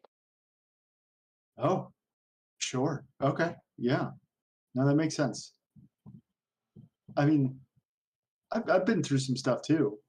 I've died. I've died 3 times. Jesus. Sorry, she wouldn't say Jesus. She's Bajoran. By the prophets. I'm the prophet. Yeah, well, one of them was in my sleep. And the other one was of a seizure, and then I got thrown into an engine once. You're a stubborn bastard, aren't you? Well, I didn't survive. But you're here. Yeah, I'm a trill. We have. Oh. Yeah, Oh. I've been through. I've experienced several different lives, and well, they've all ended one way or another. Sorry, Okay. I know that's You're not good. quite the same. No, it's definitely. You lived through it. You remember it. You probably get like those weird sensory memories. So. I tell you, I haven't been able to go back into that engine room. That was on this ship. How? Yeah. Luckily, I've gotten. I went there once and I almost had a panic attack. I talked to O'Connor and we traded shifts. Yeah, I haven't been able to go back to the place that did this, so I can't really imagine you'd want to go back to the place that actually murdered you. Where was that? What happened? It was in a cave system on Bajor. Oh, I heard something about spirits there. Is it true what they say that they're haunted? She'll just smile at her. Wait, did you get that? Did a ghost give that to you? No. Oh, okay, good. You had me worried there for a second. That's not to say they aren't haunted. Whew, spooky. All right. Or perhaps blessed. I think O'Connor doing whatever she has been doing and pseudo listening would break in. Can I take a look? Yeah. Comms aren't really my specialty either, but see what we can see. So she will try to decrypt it. She has no focuses that Right. will help. She's a xenobotanist. Right. But You can go we'll ahead try and anyway. you can go ahead and give me a roll. I will say that the difficulty is back to its normal, which was 3. But because they've already tried to go through it once, I'm going to say the complication range is not. I'm just going to make the difficulty higher. So the difficulty will be 4 with the with them having gone through it once, because you don't really know what you're looking for, and you may. I think that makes the most sense. So. Okay. Eva can assist since Eva did not assist before. She should have assisted and didn't. Okay. And we actually have those 4 momentum. Yeah, 4 momentum. Yeah. Yep. All right. I'm going to use one of those. Okay. Just one? Just one. All right. I had 2. Then, And even though I did you- already tried 4, can I help her?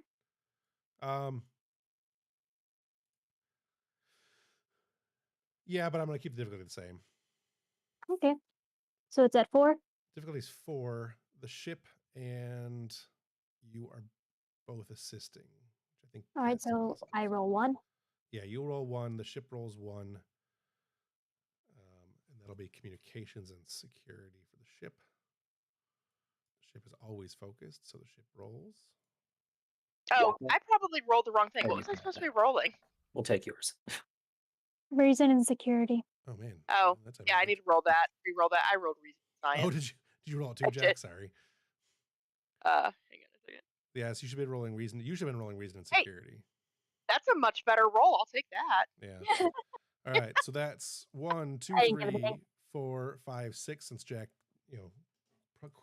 quietly said that he didn't really roll. That wasn't really his roll. I was just testing things. Don't just worry testing about it. things Right. out. Yeah. 1, 2, 3, 4, 5, 6. Which beats difficulty by 2. So you have 2 momentum that you can use for questions, or you can sort of save them if you want. But yeah, you get through the encryption, and you note that there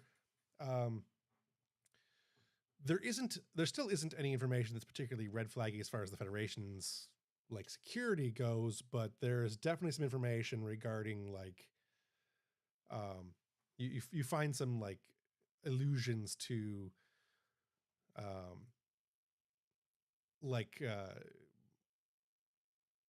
fleet deployment and where Mendek might be able to reacquire a command kind of stuff. Like some pretty heavy stuff. Mhm. You have 2 questions you can ask if you want to.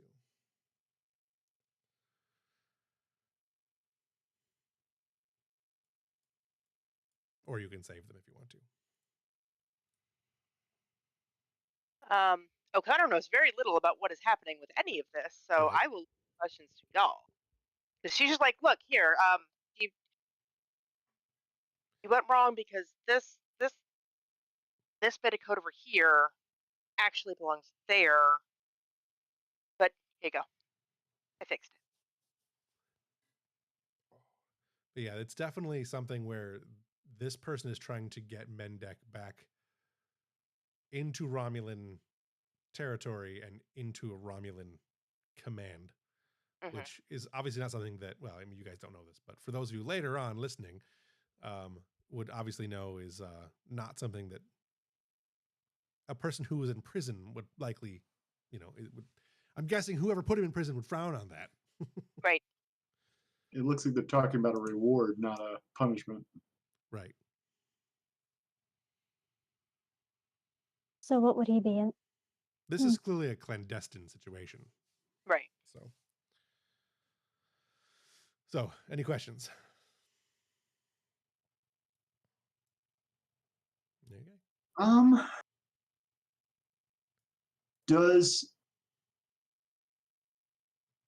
Is there any other layers to this? Is there Are any? we? Is this an obtain information momentum? Yes. Yeah. What would I have sensory replacement under Tana? Okay, which gives you an additional momentum for obtaining information, I think, right? Mhm. The character gains an artificial sense trait, which may be used normally. In addition, when the character is using obtain information momentum spend, they may ask questions or be given information not normally available with organic senses. Right. Is there anything weird about the message that she might be able to attain by looking at it with her cybernetic eye? That's a good question. I had not thought that far ahead. Yes, I'm going to say there is. And this would also answer Yezabet's question, so I'm not going to take that one for you. There's an additional layer of security in the message where there's a repeating pattern of letters. The words are spaced in such a way that you wouldn't notice it. You don't notice it by reading, but your eye can pick up the pattern of letters that appears to be some kind of it's a complex series of code, but it looks like it's probably maybe a what do they call them? The codes that can take over ships. What are those called? Trojans? No. The security command code, basically, for a ship. I can't remember. He used it in Star Trek 2, and I can't remember what it is right now. Where Kirk sent the message across and was able to lower your Reliance shields. It's something like that. It's that kind of code, but it's clearly a Romulan code. I think command codes are what you're looking for. Yeah, it's close enough anyway. Would she be able to register that after her, like, outside subconsciously with her eye? Or is it just Yeah, no, something? you're between your eye and everything else, you put it together. That's there. That there is a code that looks like a command override code for a ship, probably a Romulan ship. As to which one it is, not really sure, but there's definitely a code there. There's a command override code What? in this That message. doesn't make any sense.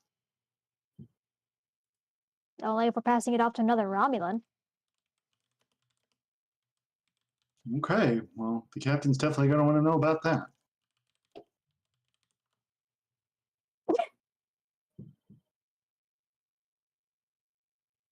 Yeah, just Prefix code. That's what they called it.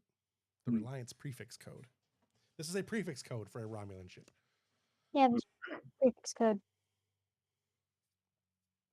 That's dangerous information to be passing into the hands of your enemy. My first host would have thrown a fit if she thought a prefix code got anywhere near enemy hands. I'm just gonna kind of look at her. People don't usually expect me to see that kind of stuff. I don't think they expected us to recognize it was there. Wow. I guess you're our secret weapon then. Secrets are usually hard to keep.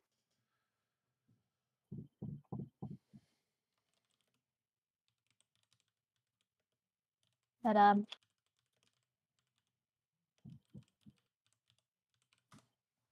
Right. Yeah, I feel like there's nothing else to be gained there, I don't think. So, what do you guys want to do next? You guys are kind of on. I have given you the information. It's kind of on you. Oh, well, you can do. Ambrose can be trying to solve out his plot while you guys are wrapping up what you're doing. So Ambrose, it's pretty much the same role. So it will be reason and security. You have the distinct advantage, though, of I assume you understood what the key is.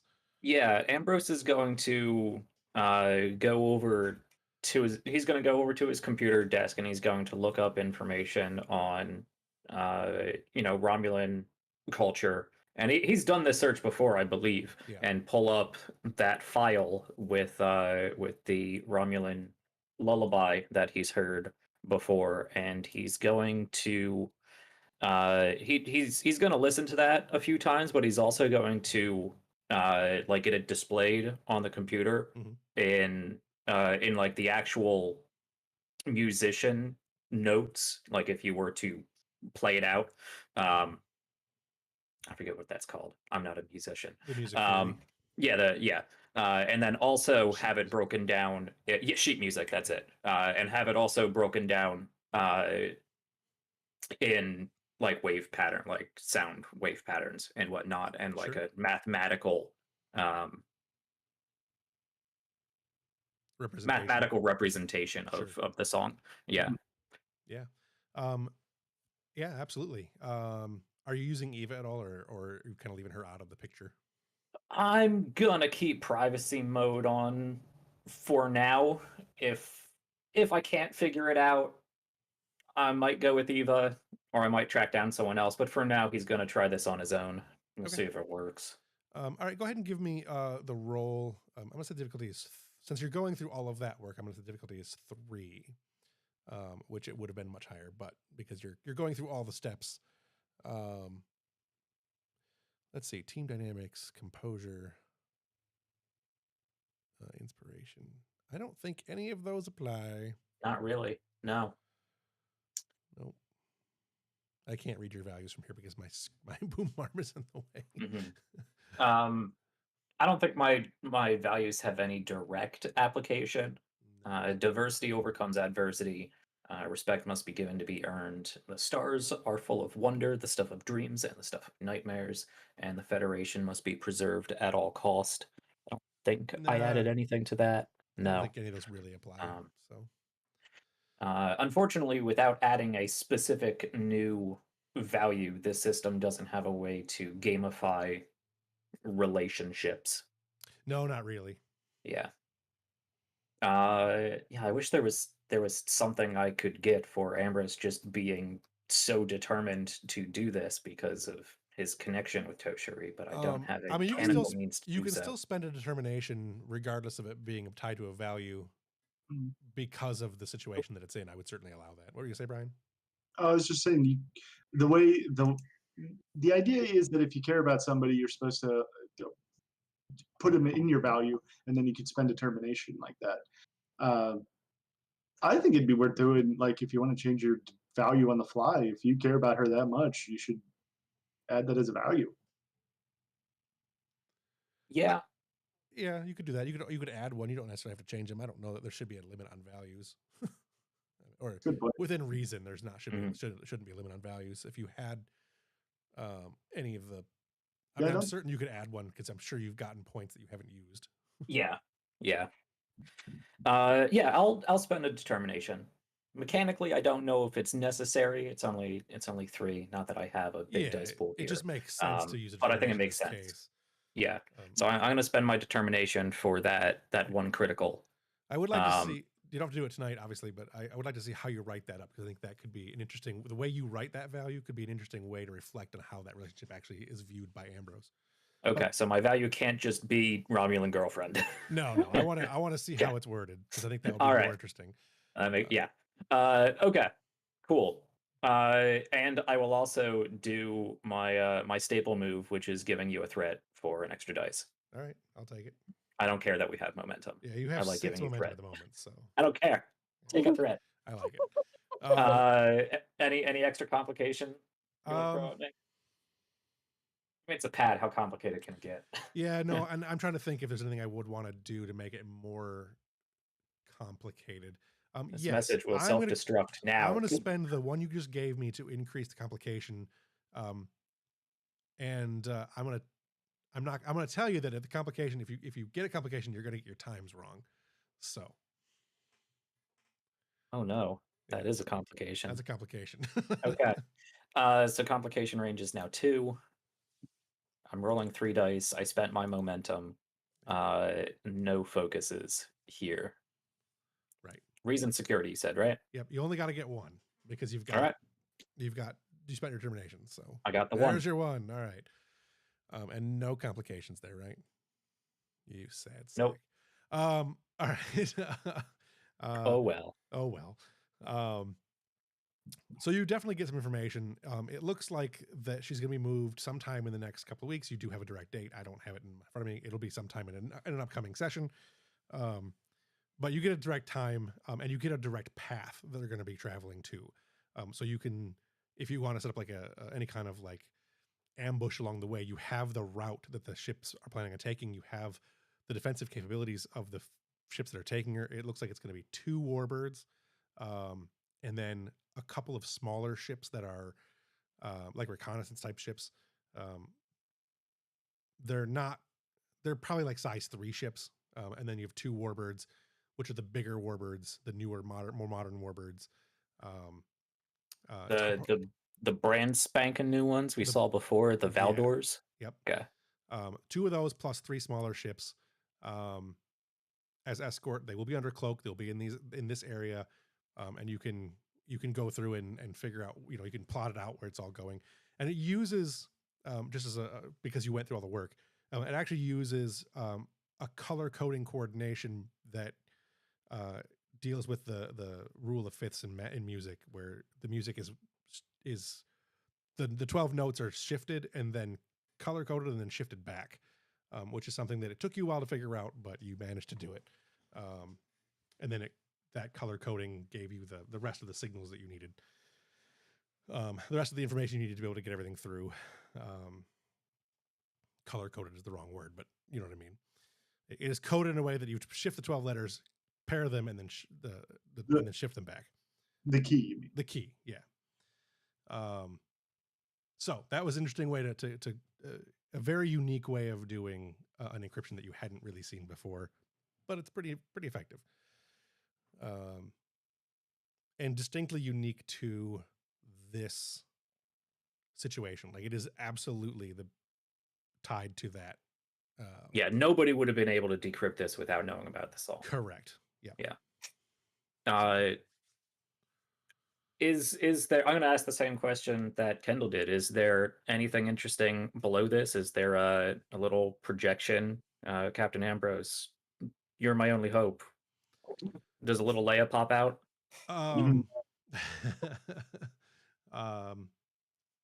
There is not. However, this doesn't appear to have been written by her.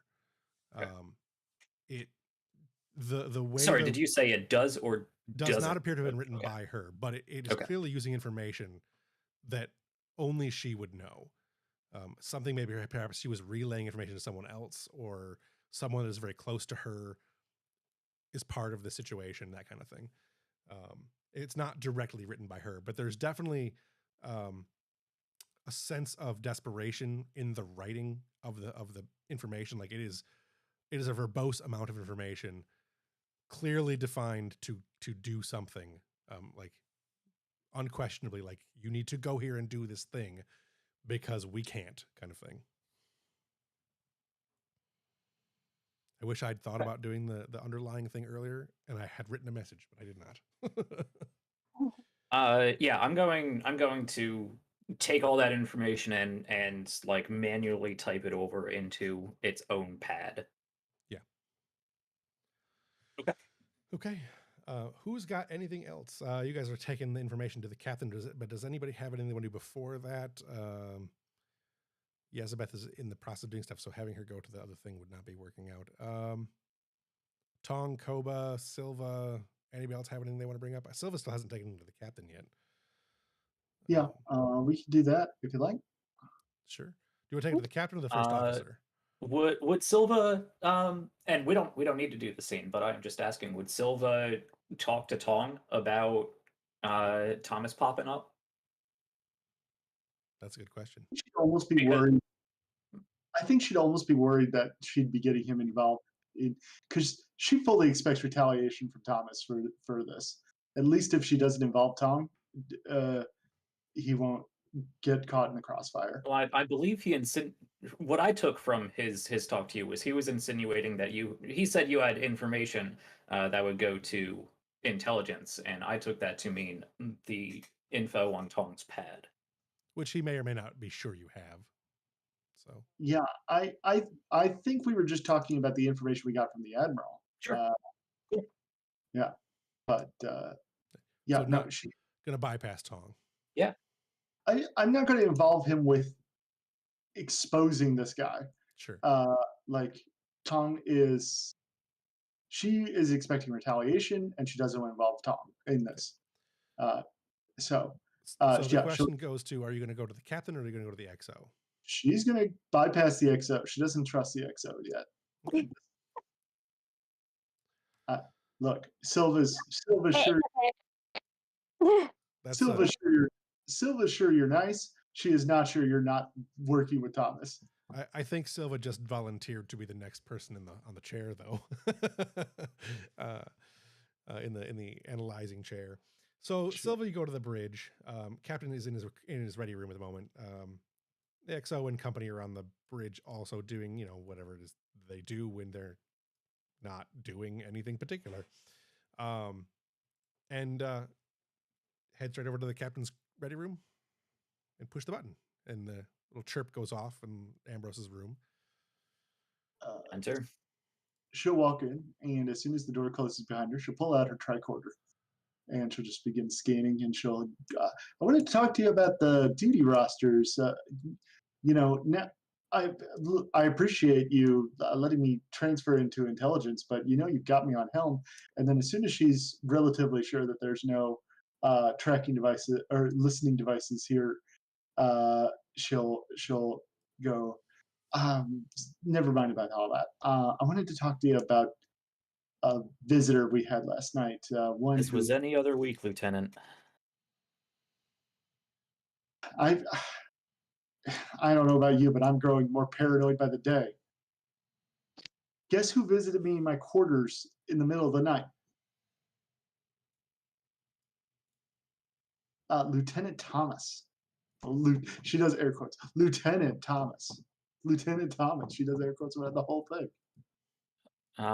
Remind me, does Ambrose know about Thomas? His name might have been tossed out in the debriefing we had. His name was in the debriefing for sure. Okay.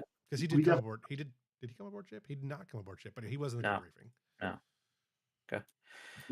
I don't know. Thomas, I believe you or Tong mentioned a Thomas on this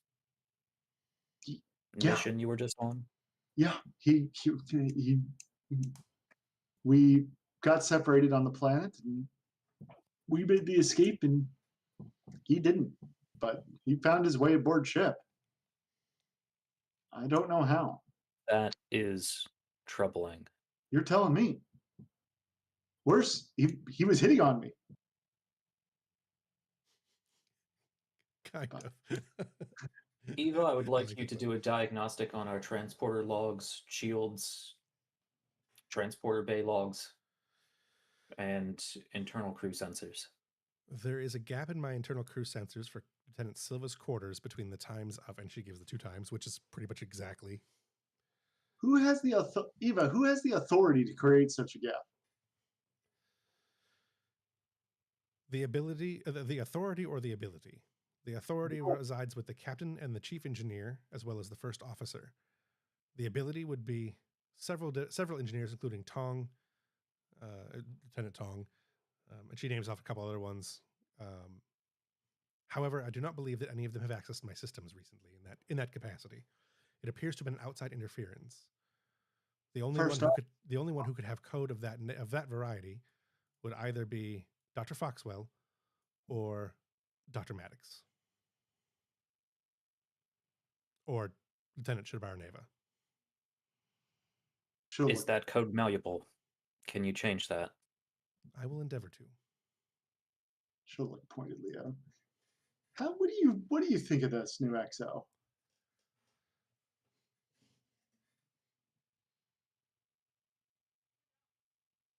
That is an interesting question coming from a lieutenant, but I believe I understand your meaning. I've heard good things about her. She comes highly recommended by Admiral Arlani, who is somebody I respect on the Admiralty board. Look, I did a bit of digging. I found this ensign. I believe he's actually Thomas. There's a gap in his history. You can see right here, and she'll bring up his jacket and point it out, and she'll say, maybe you should look into the XO, see if there's anything like this. These records are 9 years out of date. Yeah, it's kind of weird. He just disappeared out of the service, and I can't even find a registered homeworld. Well, intelligence, from what I understand, does have its means of counterintelligence. This could simply be that.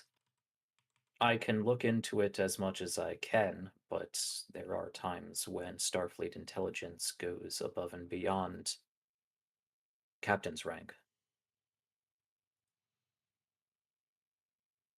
I'll tell you, Captain, there's something in my gut that tells me that this guy's not Starfleet intelligence. If he was, he would have told me.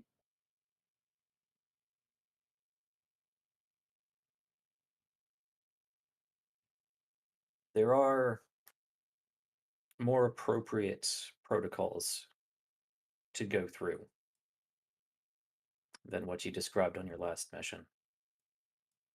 Thank you for bringing this to me. I'll look into it. Do you believe this is a direct, imminent threat to yourself, the ship, our mission, recent events?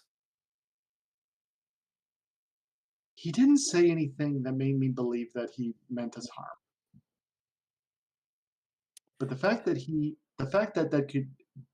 that could change is what worries me. And the fact that he has access to our systems beyond what even you can access, that's a problem. Yes, we'll have to look into securing Eva's command codes a bit better. Be time for some more security drills. I wouldn't recommend that. If he gets wind that if he finds out we've heightened security because of intruders, he might get that. He might think we're onto him. Maybe it's better if we keep things the way they are, but change it so that we were aware of what he's doing. I don't like leaving holes in the wall unpatched. It's your call, Captain, but that's what I'd do. We'll see if we can find a way to at least monitor these systems better. Yeah. Keep it under advisement. Well, that's it. Can I have permission to tell Ensign Tong about this? We were partners in everything we did, and it feels wrong to keep this from him, but I'm also worried that this could splash back on him.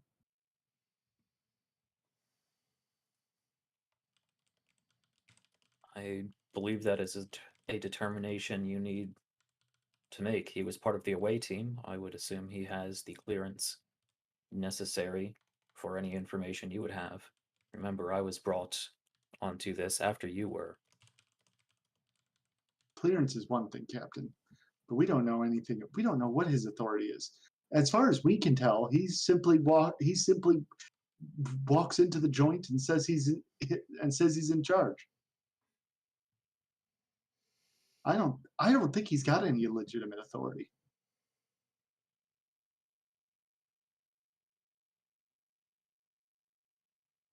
The means he used could belay that. I agree. Tong is a capable officer, and as you said, he was a partner with you in this. If you trust him and you trust in his ability, bring him on. But you're playing your own suspicion here. One I can agree with.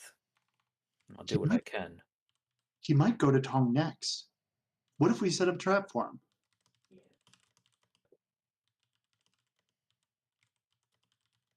We could do that. Loop him in. We'll get. We'll have better surveillance running on our internal sensors and see if we can at least determine when and how this is happening. Yeah, that sounds great. All right. And what do you want to do about our new executive officer? In what capacity? She is a Starfleet commander assigned here as our executive officer. I mean, trust but verify, Captain. Trust but verify. I've done my due diligence. All right. All right. If you say so. Believe me, it will take some time for her to acclimate herself aboard ship and all of our crew. We all have our transitioning periods. It wasn't that long ago we had our bartender turned out to be a Romulan spy.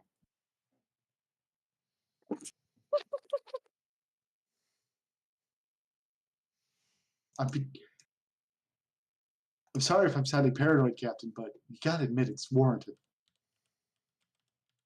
As I said, Lieutenant, any other week, it would sound paranoid.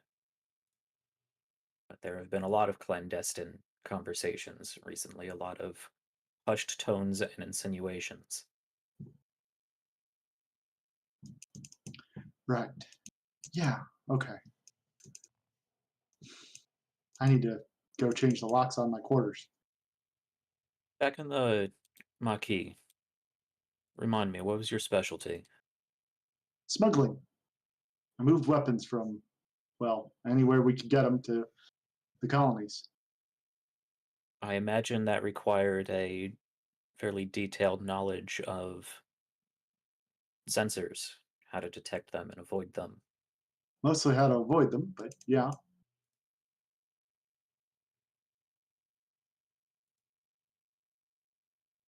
As you said, bring Lieutenant Tong in on this, work with him, and put together a small list of personnel you think would be helpful in this endeavor. And ones we can trust, right? Yes. Right. Yeah, okay, you got it, Captain.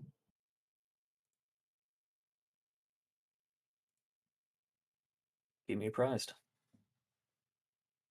She'll go to the door and she'll say, have you spoken with Chissa about our shift change? She's been taking up all the simulator time. We'll work on schedules as the need arises, Lieutenant. Dismissed. She'll walk out and she'll just go. Can't believe it. She'll just walk off, making it look like she had a frustrating conversation with the captain. Sure. All right. About Love that it. time, what's that? Love it. Yeah. Just to keep the pressure on the captain right now, because we have another group of people coming in. Yezabeth and Tana. and I'm maybe O'Connor. Probably Yeah. O'Connor, since she helped. I think O'Connor should be there rather than Yezabeth, to be honest. But she was more. Yezabeth will be there though. I want to be in the scene. I think Yezabeth would propose that, and O'Connor would stare at her like a deer in the headlights. You should come too. Oh God, dude! I don't want to talk to the captain. He's scary. Well, you push each other forward until. I've never been to the principal's office before. I know I'm not in trouble, but no. Can't know I exist. Hang on one second. Hate it. Go here. So the three of you also walk onto the bridge. Are you going to go to the XO, or are you going to bypass the XO and go to the captain? Do you want me to play 2 characters in one scene? Really, Oh, it's that's more true. of, I suspect they're going to bypass you anyway. So Yeah, probably. O'Connor would probably argue for chain of command, but maybe the XO's off duty at the moment. So walk onto the bridge. That was weird. All right. So you guys you guys go onto the bridge. And the XO is tending to something at one of their consoles as you head up to the captain's ready room. You passed Silva as she was on entering the triple lift that you guys were exiting. Because there's nothing like having that awkward moment where Silva and Yezabeth sound exactly the same for 5 seconds. But you arrive at the captain's ready room, and Ambrose, as you're getting back to a little bit more of your work, the door chimes again. Enter. Door Yeah, slides look. open, and the three of them are standing there. We have the report. She'll raise the data pad. We have the thing. Of course. We found something underneath the message. Yeah, you guys step in and close the door. Mhm. What did you find? What was it called again? The what? The prefix code. There was a prefix code underneath the message for a Romulan ship.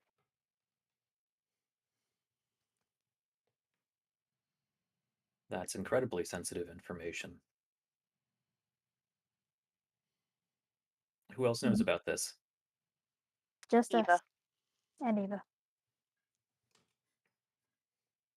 Is this We the don't- only copy?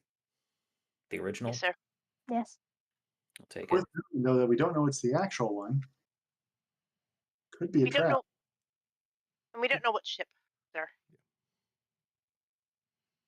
It looks like they are trying to reward him for prison time.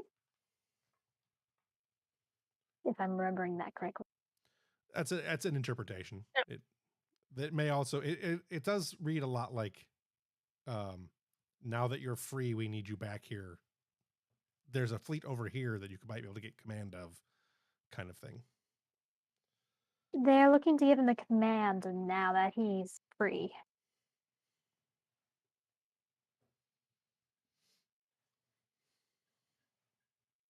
Now that he's free.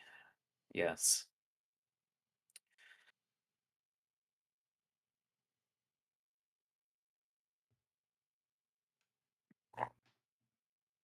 There's a lot of tension and a lot of turmoil in the Romulan Star Empire at the moment. I believe there are at least 2 different factions that are moving their own pieces on the board.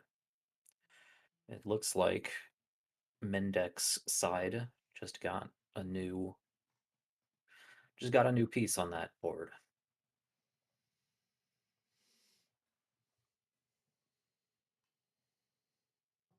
I think we're one of those pieces, Captain. We certainly are.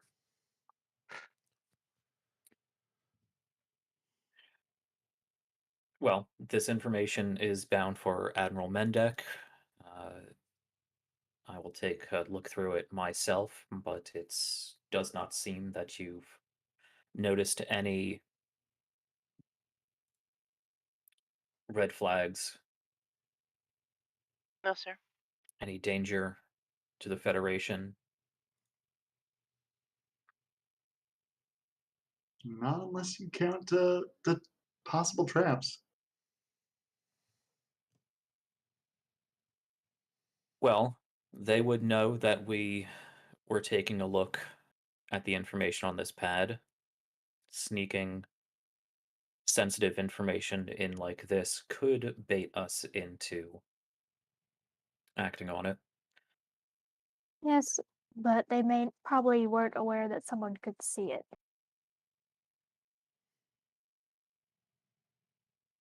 It's gonna blink and one of our eyes is just gonna change color to that kind of just looks like a lighter shade than her normal eyes are.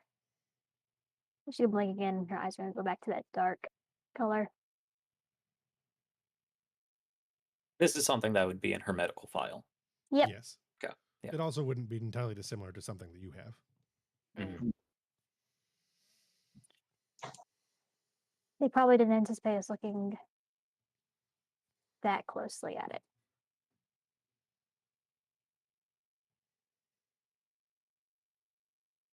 Regardless, this is important enough information that we simply cannot choose to ignore. Believe me, Ensign, I am always wary of things jumping out from the darkness. We also got their patrol route, or where they'll be taking her. No, Those were two different. I believe those were two different pads. you're right. Yeah. Those are different pads. Yeah, that's. I believe you got information. I believe you did actually get information on the fleet and maybe even the ship for this command code. Location I don't of a fleet. Location of a fleet, But you're not certain ship what ship directly. it is. Yeah. Okay. That Okay. is probably something Mendek would know. But generally deploying, like, there is this fleet here now or at this time. Go there and take command. Pretty much, yeah. Take command. Yeah. Yep. Okay, cool. Gain yourself some command. Yes.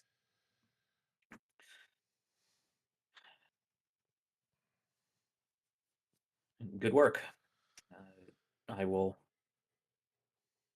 I'll pass this along to Starbase 234 and the Admiral.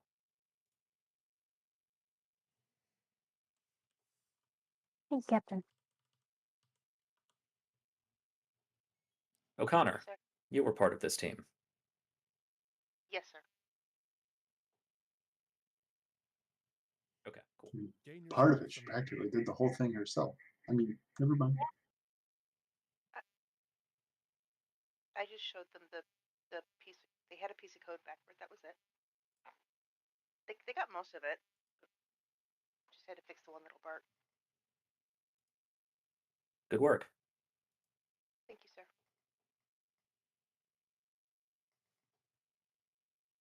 If there's nothing else, No, No, sir. Yes, sir. dismissed. All right. And off they go, unless someone's staying behind. Uh-uh. after they get into the turbo lift, Yazabeth will go, "It's the eye. It's creepy, right?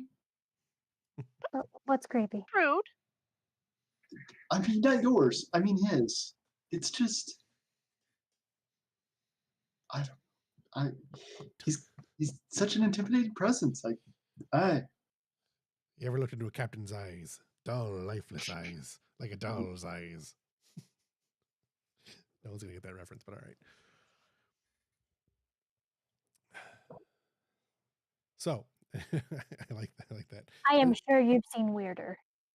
She just looks at you both. I'm sure you've seen much scarier eyes. yeah, I suppose. I don't know. I saw him break that guy's arm once. I do. Look, I've seen the captain do some gnarly stuff. All right. Do you guys have any other scenes you want to throw out there before we call it a night? Since tomorrow is a work day for me. Ah, it's that time already. It's pretty close. It is. I got a few more minutes if you guys want to do something else, but Not unless you want to do another therapy session. Yeah, do we want to do another Brooke session? that's up to you guys. We could do one. Well, one thing I think I might want to get. I think we should get started, and maybe it's just not the right time narratively, but I think we should. I think Kendall should speak with Brooks regarding the incident with Jisa. Sure. That's not a half bad one to do. We could Mhm. close out on that. Let's go ahead and do that.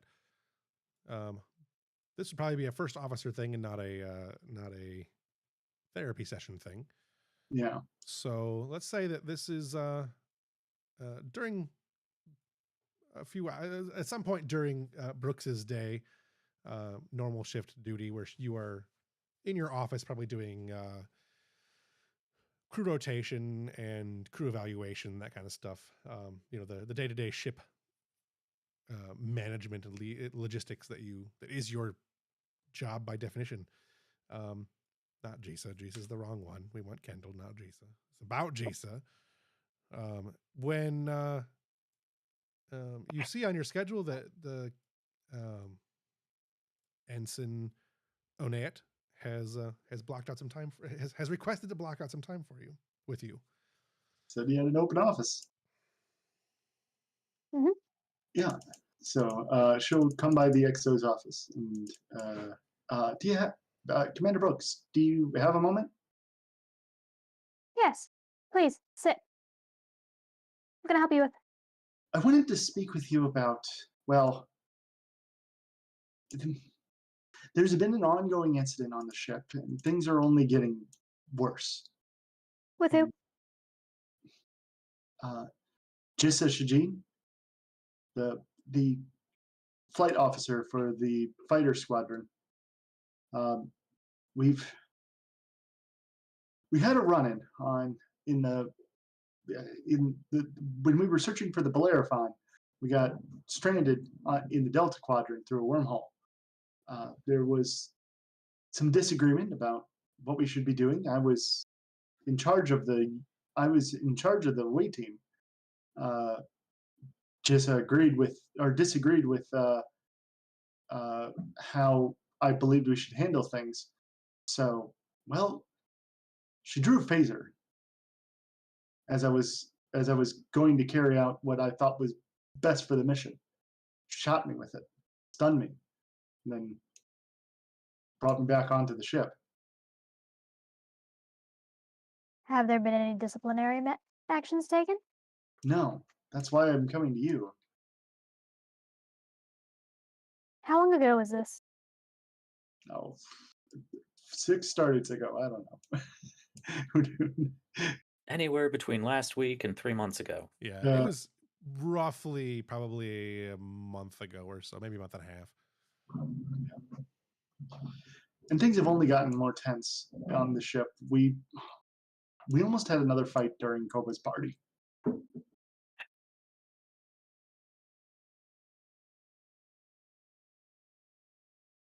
It is a small ship.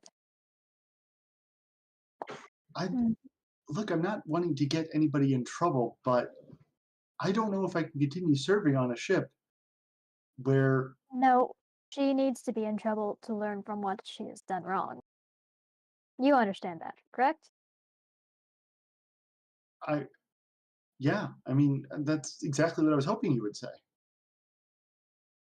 I will need to speak with her. Yeah, of course. Is there anything else you can tell me about this incident?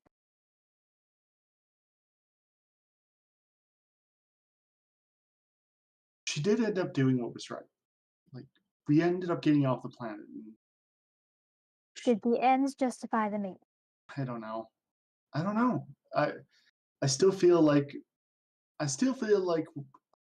we could have found what we needed. The planet was abandoned, and I was going to go search for spare parts.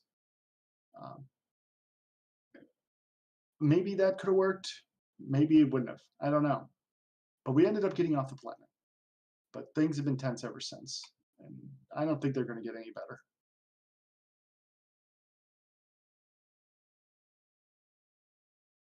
Okay. And you believe that if she continues to serve on this ship, you will not be able to? Yeah.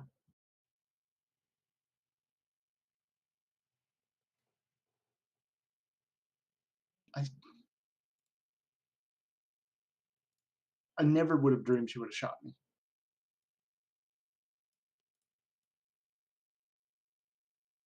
Were you... Let me see. Do you think she might have believed you were standing in the way of both of your own survival? I guess I don't know. I don't have empathy anymore. I can't tell what people are what how they feel about things. Not the beta Z way, at least. You So don't need to be able to. When people go into a survival nature, to be able to help themselves and help the person around them, it's not always pretty or nice. So well, I'm sure. asking if she looked less. Sorry, word. Let me see. I'm asking if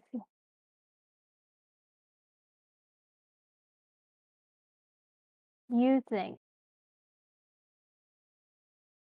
she did what she thought was best, or she did that because she didn't like what you were doing.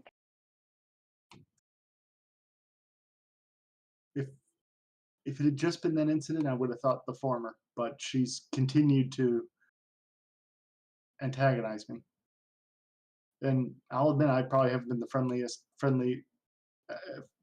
I admit that I probably haven't been super. She hasn't exactly been my best friend since, but uh, you'd have to ask her what her motivations were. I will. Thank you for bringing me this. Thank you for looking into it. It was so hard to bring it up to bring it to mom. Now, if you would like me to put on my counselor hat, I have other questions about this. Oh well, your counselor hat, huh? Uh, um, my shift. I am expected back on deck 13. You did book me for an hour. Right.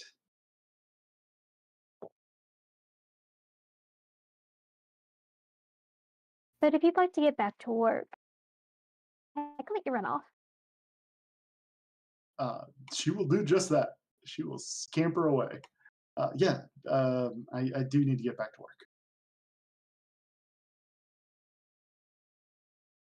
She won't go after her. What was that? She won't. She won't go after her. Right. It's gonna Right. get her later for her psychological evaluation. Yeah. Scheduling mandatory psychological evaluation. Yeah. Oh yeah, they're all. This is a ship of kooks. This is a ship of trauma. Yeah, there may be some damage. All right, let's go ahead and end it there for the night. I like the idea of follow up with Jisa, but I think that is something for another session. Oh yeah. So, Right. I just don't want it to get lost. yeah, like no. all of my other scenes I want to happen in the past 3 or forever sessions. I have And this putting it in written the note. down. I'm asking for it.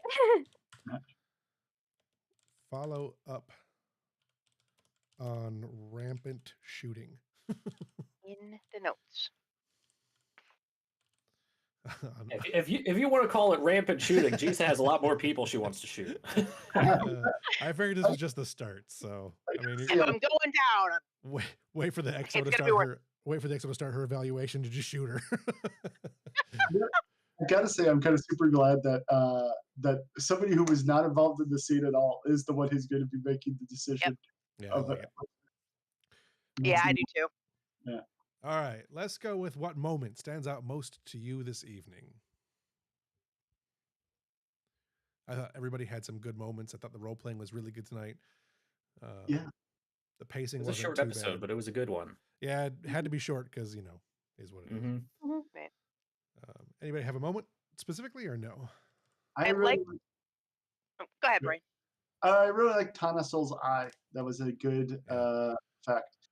It was a good affectation, and I liked it. Thank you. I Yeah. had fun bringing that out. Yeah, that was cool. I liked the encrypted messages, both in the spacing out in the coding and in the sheet music. Mhm. Yeah, I really liked the going through and thinking about all the different ways that you can analyze music mathematically and waveform and everything else. I thought that was really, I thought that was good. Definitely a Shadowrun player.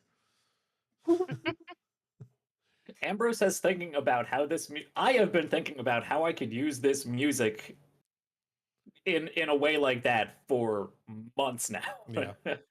Thought it'd be finally dead. Yeah. Anybody else have a moment? Jack or Kendall, you got anything? I really liked the session that she had with Dasavi at the beginning. Okay. That was pretty good. There's a lot going on there in that session. I get into Dasavi's feels today. Yeah. The only thing that concerns me about those scenes, I think they're really good. But they are one of those things like we could do full gaming sessions of just analyzing characters. There's a lot to go through. But I really did like that. I'm not sure how to ask this question, but I want to do it. It's a question we haven't done in a while, but who best embodied their character? It really is which character I think was best embodied tonight. I really thought that,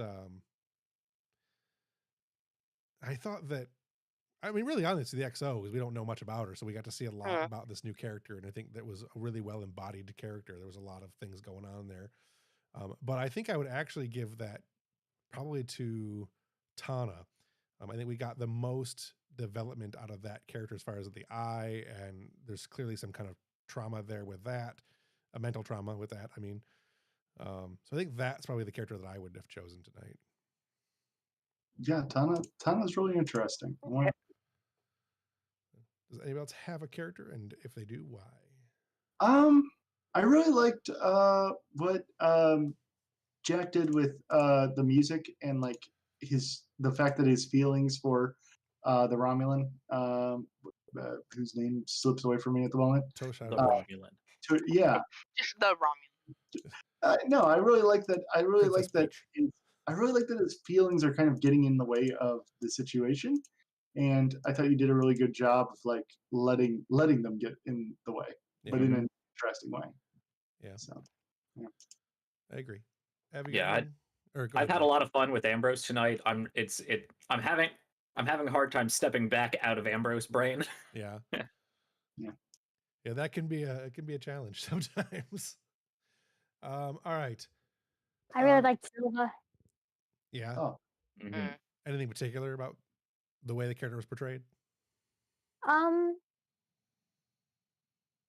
like how accurately I like the paranoia and just not the instant trusting of a new person on ship, because trust is earned. I like the conflating Thomas and the new XO. I like that. That twist. It's nice. Yeah. Like that, and weirdly, I liked the strange little ADHD moment at the end of that conversation. Like, I know we just had this super serious conversation about espionage, but also, hey, what about the schedules? Right, but see, that I think is mostly I liked that moment because it's clearly Silva, and mostly Silva, trying to mask why she was there. Like that's exactly. I didn't take that as an ADH moment. Hey, what about this too? That was clearly speaking in code and deflating the situation for observing audiences. I like it that way. I mean, I can certainly see it being perceived as an ADH moment because it's pretty much how my brain works. But yeah, I liked that. Let's wrap it up with what if you could change one thing about the session, what would it be? For me, I have 3 things. 2 are with the encrypted messages. I wish I had thought sooner ahead of the layers upon layers thing. Although I thought the prefix code was a good add. I wish I had thought ahead early enough to actually have written out a message from Toshiri to the captain. I did not think of that. And I wish I had been able to have a better portrayal of the Romulan commander, the Romulan commander before getting to the shuttlecraft. I think I didn't really convey his personality very well. Like, I think I didn't have it worded out well enough. I hadn't thought ahead as to what I should have what insinuations I should have made. I didn't have my double speak really well planned out for that one, and I think I failed on that front. But it turned out okay, so not that bad. But who else has got something they would like to change about the session?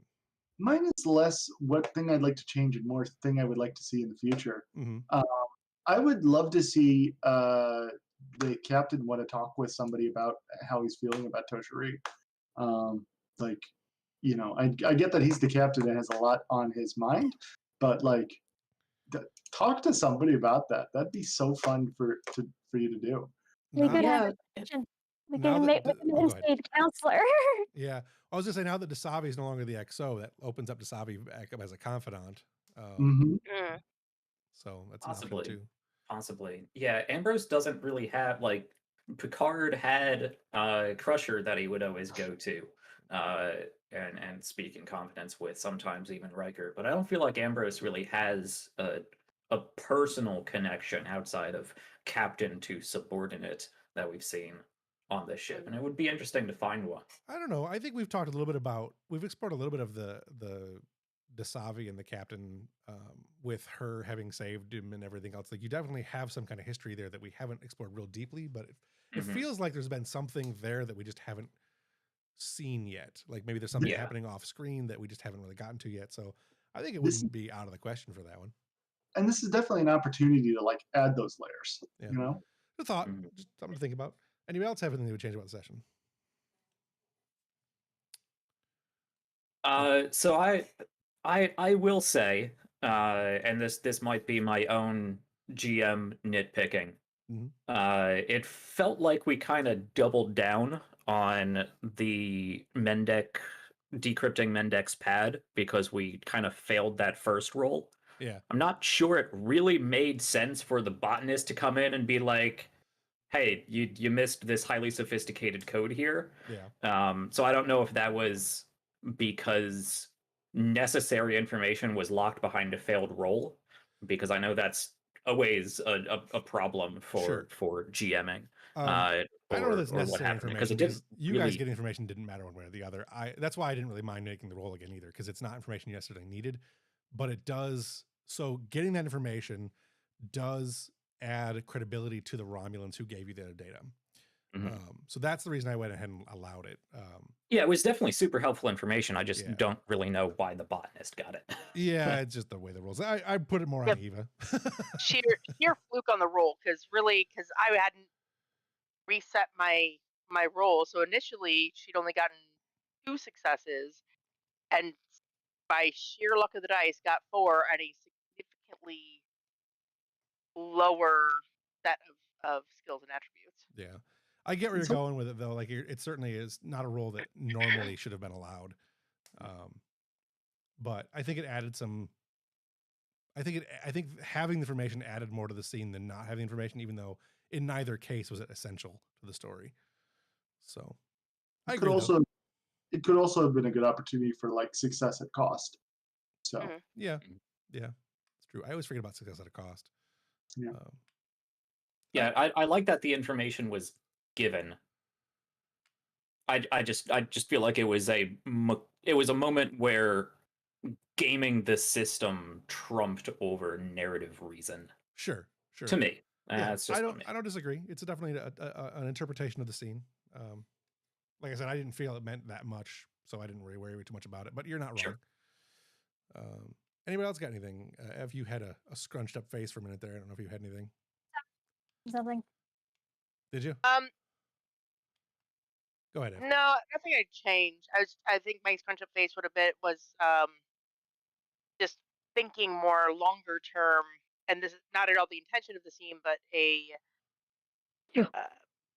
result of it is it gives O'Connor a place, or gives me a place to start to change O'Connor's confidence. Sure. Yeah, I mean, if we can make something come of a bad roll, or not a bad roll, but a roll that doesn't make a ton of sense, then sure, I'm for it. Yeah. We should find a way to bring O'Connor in more maybe appropriately. Maybe she could get a mentor character, somebody to. That's just a thought. Yeah, there's all kinds of. We can talk about it. Kendall, did you have anything you wanted to add that was that you would change about the session? No, I felt it was pretty good. Okay. Cool. Well, I don't have anything else. It has been a fun session, I thought, anyways. It was a lot of role playing. There was a little bit of some tension there, a couple spots. I'm looking forward to seeing more of the pack leads because, they're not done. Sure. That's my one thing. I want to see more Ugek, which is ridiculous. He's nothing but entertainment for me. But he needs I was thinking the same thing. To them was like, can we just vaporize this idiot? Like, just- Right. In that particular instance, Taven was using Ugek for his own ends. I won't report this to Starfleet if you don't report it to the Empire. Let's just blow up the ship while they're leaving and be done with this stupid pack lifts. You could track him down for having a legal cloaking device. Hell, we could get rid of the Ferengi too. Let's just erase this whole situation. You're like Lupek. We're both I done love with it. Lupek. Lupek hates you with so much passion It's for no great. reason. I love I it. know, yep. Federation. I'm Where's the sorry. I didn't know Federation? you personal savior. Well, I mean, you guys were the ones that talked to him last time, so he's like, "Where Yeah, are I you?" know. I know. I'm not done with Lupek yet. Maybe Brol will come back and kill Lupek for you. I don't know what's worse. I do know what's worse. yeah, you do. All right, I don't have anything else for this session. Again, if you enjoy this show and you want to support us, you can do so on Patreon. You can also do so just by sharing this with other people. We've had a lot of people coming on the show in the chat lately. I really enjoy talking to people. I want to thank, we had a new subscriber today. Panchi Panchi. Artista. Yep. Thank you for subscribing to the show or following Studio Tembo. Welcome. And I had other things I was going to say, but my brain just totally blanked on me. So check us out, all the places, Studio Tembo. You can also find us on Discord. Join us there. I'm on TikTok and all the other places. I don't have anything else to go with, so everybody say goodnight, and we'll call it an evening. Night. Night.